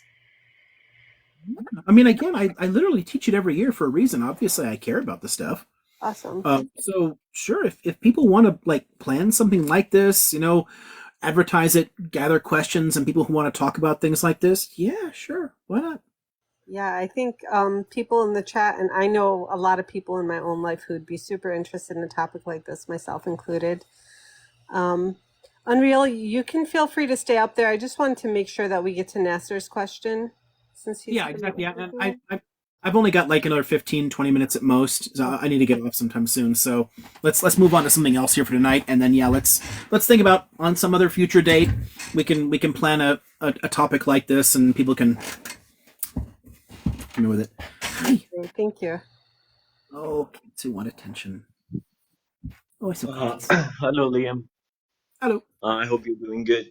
I just want to tackle something you mentioned earlier, and just I have also one question about anti-Semitism and conflating it with anti-Zionism. But first, regarding when someone mentioned the term humanitarian and when mentioned the West versus the East thing, like for me, the word humanitarian doesn't mean anything. Like it has zero value for me. A fascist is a human. A communist working class is a human. And Imperialist is a humanitarian human. interventions often involve unaliving people. So yeah, I feel you. Yeah, it's and also when you mentioned the West versus the East, for example, imposing or ideas from the US on like Iran and like feminism areas. Like for me, also, I feel like this views like the West. Oh, Humanitarian violence is a significant problem in our yeah, I history. mean, I that term it's like triggering actually for me when someone uses it. Yeah, I feel you. Uh, And when you mentioned for example, the U.S. imposing ideas on, for example, Eastern countries or global South, Iran. Like for me, it's this I cannot help but view it that it's viewing the West as a unity and the East as a unity. Like this, I feel neglects that there is a class struggle between the societies. There is contradicting ideas. As a defender of modernism, I will. I know, like we disagree on this, but I am like a huge defender of modernism. I do believe in a universal rules that will apply to all humans. But the universal rules that I support now are not the dominant ones that are the Western ones who are led by imperialism. The ones that I support are the class struggle from the working class as a Marxist, which I believe, will apply to all humans when we to our let's say our class, which hopefully we will prevail soon. Yep. So my point is I think when let's say feminism, let's take it. I think when it's we try to apply it in the Eastern societies, it's a good thing as it's supports our class struggle cause, even though it's originated for material reasons in the Western society. Like I don't find it as an area to conflict with the Western world. Well, So patriarchy yeah, emerged everywhere, and so has feminism. There are feminist movements everywhere in the world, and always have been. I yeah, mean, I there's a agree. particular feminist discourse from 18th and 19th century West that has been sort of exported and kind of like turned into a universal. But I mean, there was already a pre-existing Islamic feminism. There were already pre-existing East Asian feminist movements. They just get slowly drowned out by that Western discourse. Yeah, man, that's true. But it's also for me as a working class from the Arab world, I find I align myself with the union workers of Starbucks in the US more than I align myself with the Eastern capitalists who are linked to the Western world, to the Western imperialist world. So that's why, yeah, I feel like we have a universal struggle, as Lenin said. He took what Marx said. This is my favorite slogan. I even have it in the bio. Workers and oppressed people of the world unite. That's like, I think that's Yeah, the main goal for us to do. we don't disagree there at all. I mean, there are always tons of ways to find that kind of like, solidarity on those sort of issues. And realistically, we should be. It actually bothers me that people often look for some kind of, I mean, looking for something like cultural solidarity instead. I mean, that's a trick. That's a trick the ruling class uses. Like, oh, you want to be like me, even though I'm controlling you or whatever here, and not like those other poor people that are being controlled somewhere else. No, if we work together, we're much stronger. Absolutely. Yeah, there's And now that's there's no way you're okay. going to get me to disagree with the whole workers of the world unite. Yeah, that would be scary to them for sure. And now I have one question about like conflating the term anti-Semite with anti-Zionist, if that's okay. Sure. So right now, in my opinion, like as a materialist, for me, like the idea, the term, the label, doesn't have much value when it's like not linked to real activities in the real world. Like for example, when they try to put anti-Zionism under the umbrella of anti-Semite, I think maybe certain people will say, I had like an idea of that definition. It's linked to being anti-Jew, for being Jew, a Jewish person. But now when you conflate it with anti-Zionism and the act of they're committing the Zionists and not the Jewish people and the U.S. imperialism, in that point, people will not be scared to be called anti-Semite. They'll be, if that's what you mean, some people will say, fine, I'm fine with it. Call me an anti-Semite. I was This is why wondering, like, do you think, anti-Semitism is. This is why anti-Semitism is spread in the Muslim world, kind of regrettably, and with it, a whole lot of like horrifying tropes out of European history have been adopted in large parts of the Muslim world because of the political issue with Israel. So yeah, it's a very toxic dynamic in that way. yeah, do you think it will lead to devaluing the effects that term anti-Semite will like have in the world? Like, I don't think like much people will care now about being called anti-Semite in the Western world either if they want to put Well, anti-Zionism under the same umbrella.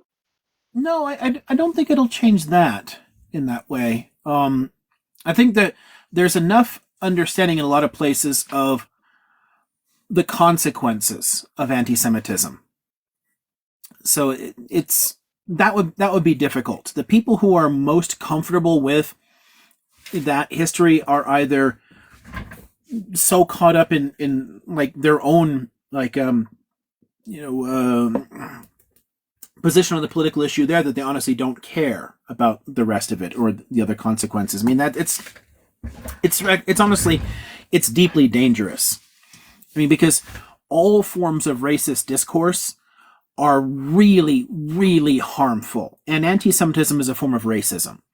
So when people become okay with that, they're also okay with prejudice or unaliving of a whole bunch of Jews who are very strong supporters of Palestinians, for example. It's going to affect us too.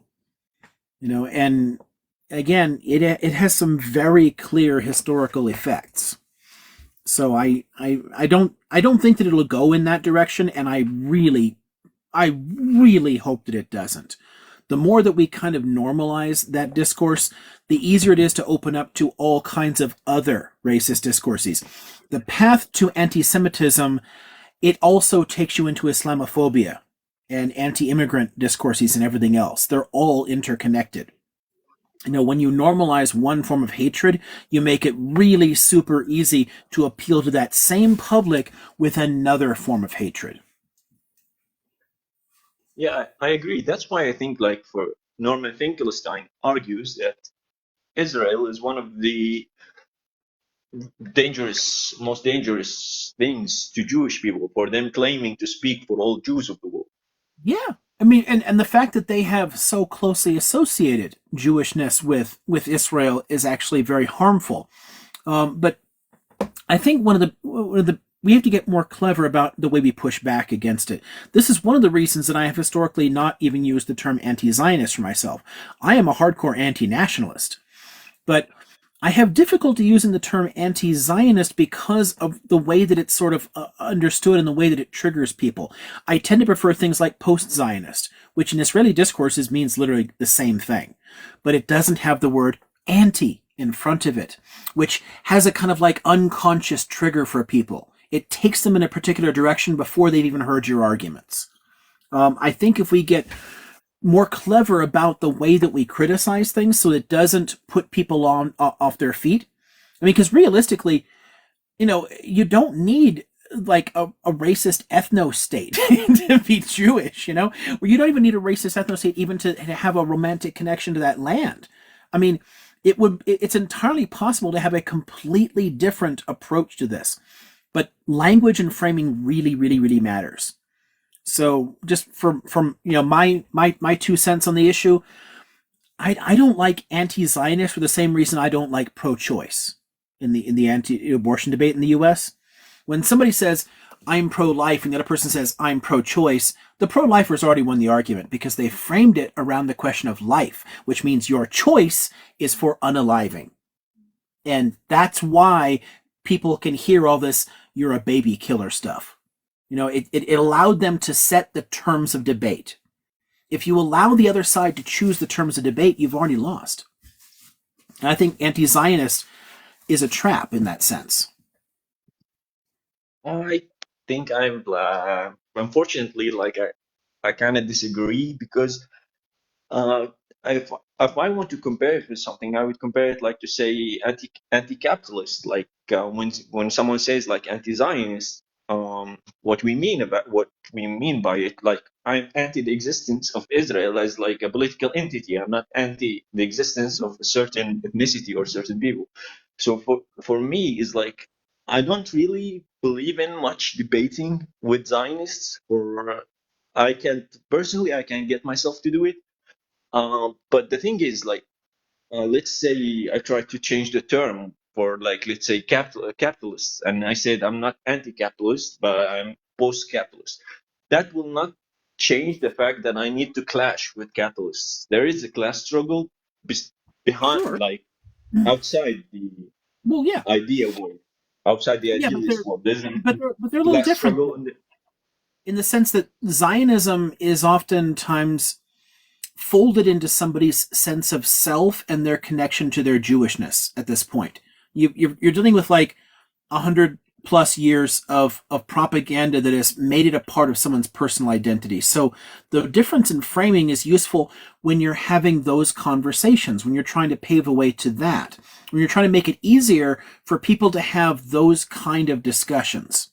If you're not involved in those kind of discussions, you don't really need to worry about it. But still, the sense of the kind of language used there can still make it harder to ultimately reach the people that we most need to reach. As long as most people are comfortable with Zionism in it the way it's currently conceived, you've got a problem.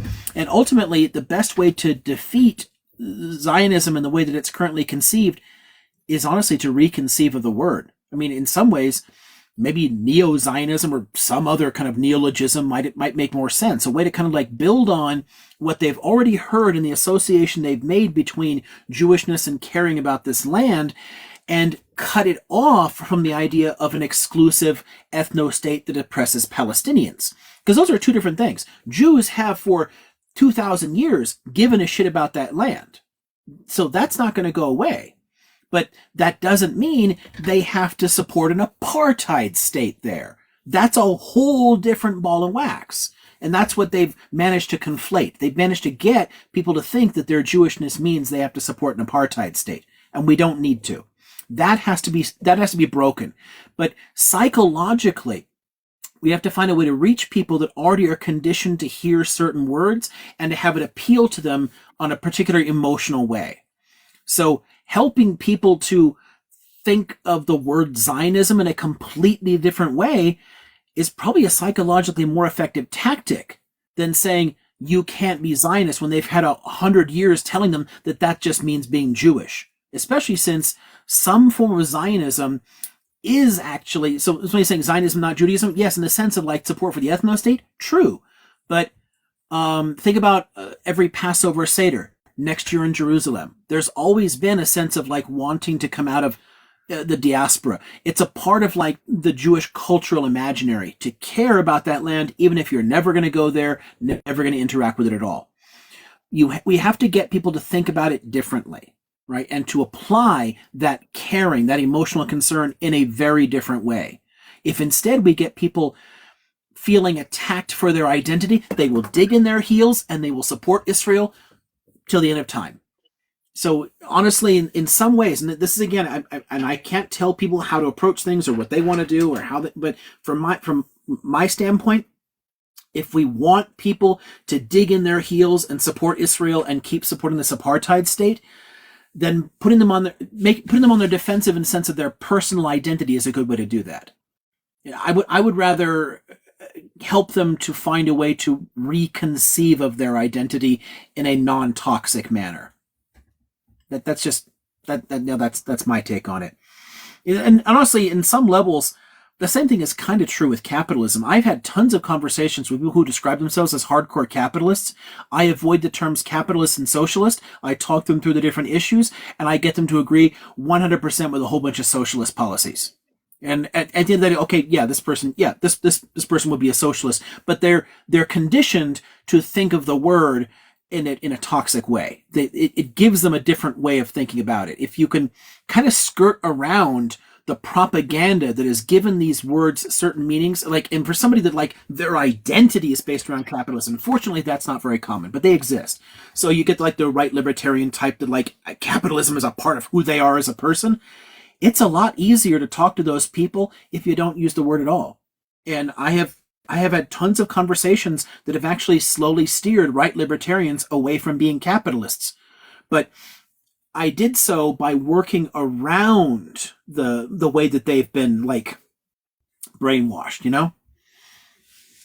Yeah, it makes sense. To be honest, like even I live in a post-Soviet country, so I was talking to my girlfriend who is from that country. I'm not. So I told her that we need to like rebuild the Soviet Union once again. She told me, but you need to change the name because people, when they hear the name, they're gonna like flip Right, out from us. exactly. Like past conditioning affects things. You know, the way we think about things will matter. So yeah, talking about some kind of alliance, you know, of new people to create a new like worker state, whatever. Fine, sure, great, but there's baggage attached to it. And it just so happens that there's baggage attached to words like socialism and capitalism and Zionism and everything else. It's just a matter of like trying to change minds. I'm with you. I am 1000% anti-capitalist, and I'm perfectly comfortable telling people that.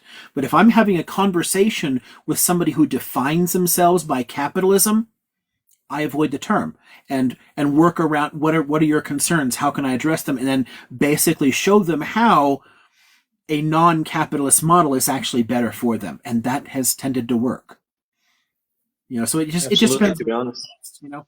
Yeah, So thank yeah, you for that insight. Actually, yeah, it makes sense. Actually, thank you so much for it. It was like enlightening. Actually, thank you. I really appreciate it.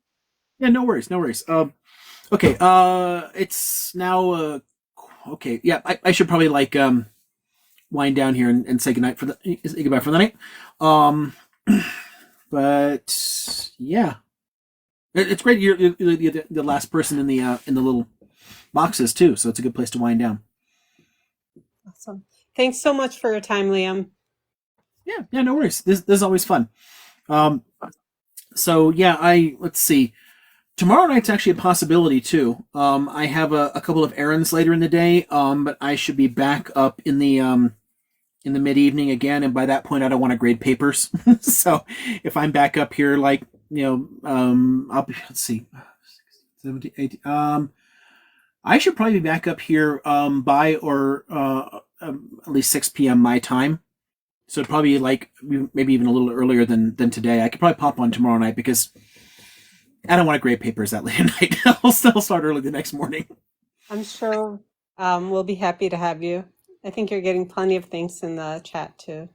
Okay, cool. Yeah. If people are interested, yeah, I can try to come on tomorrow evening as well. Awesome. I'll be there. Thanks again. Good night, everyone. Have a good night, folks.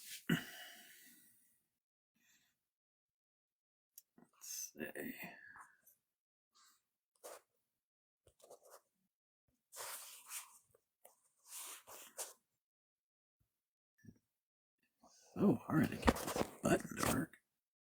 Go. Finally.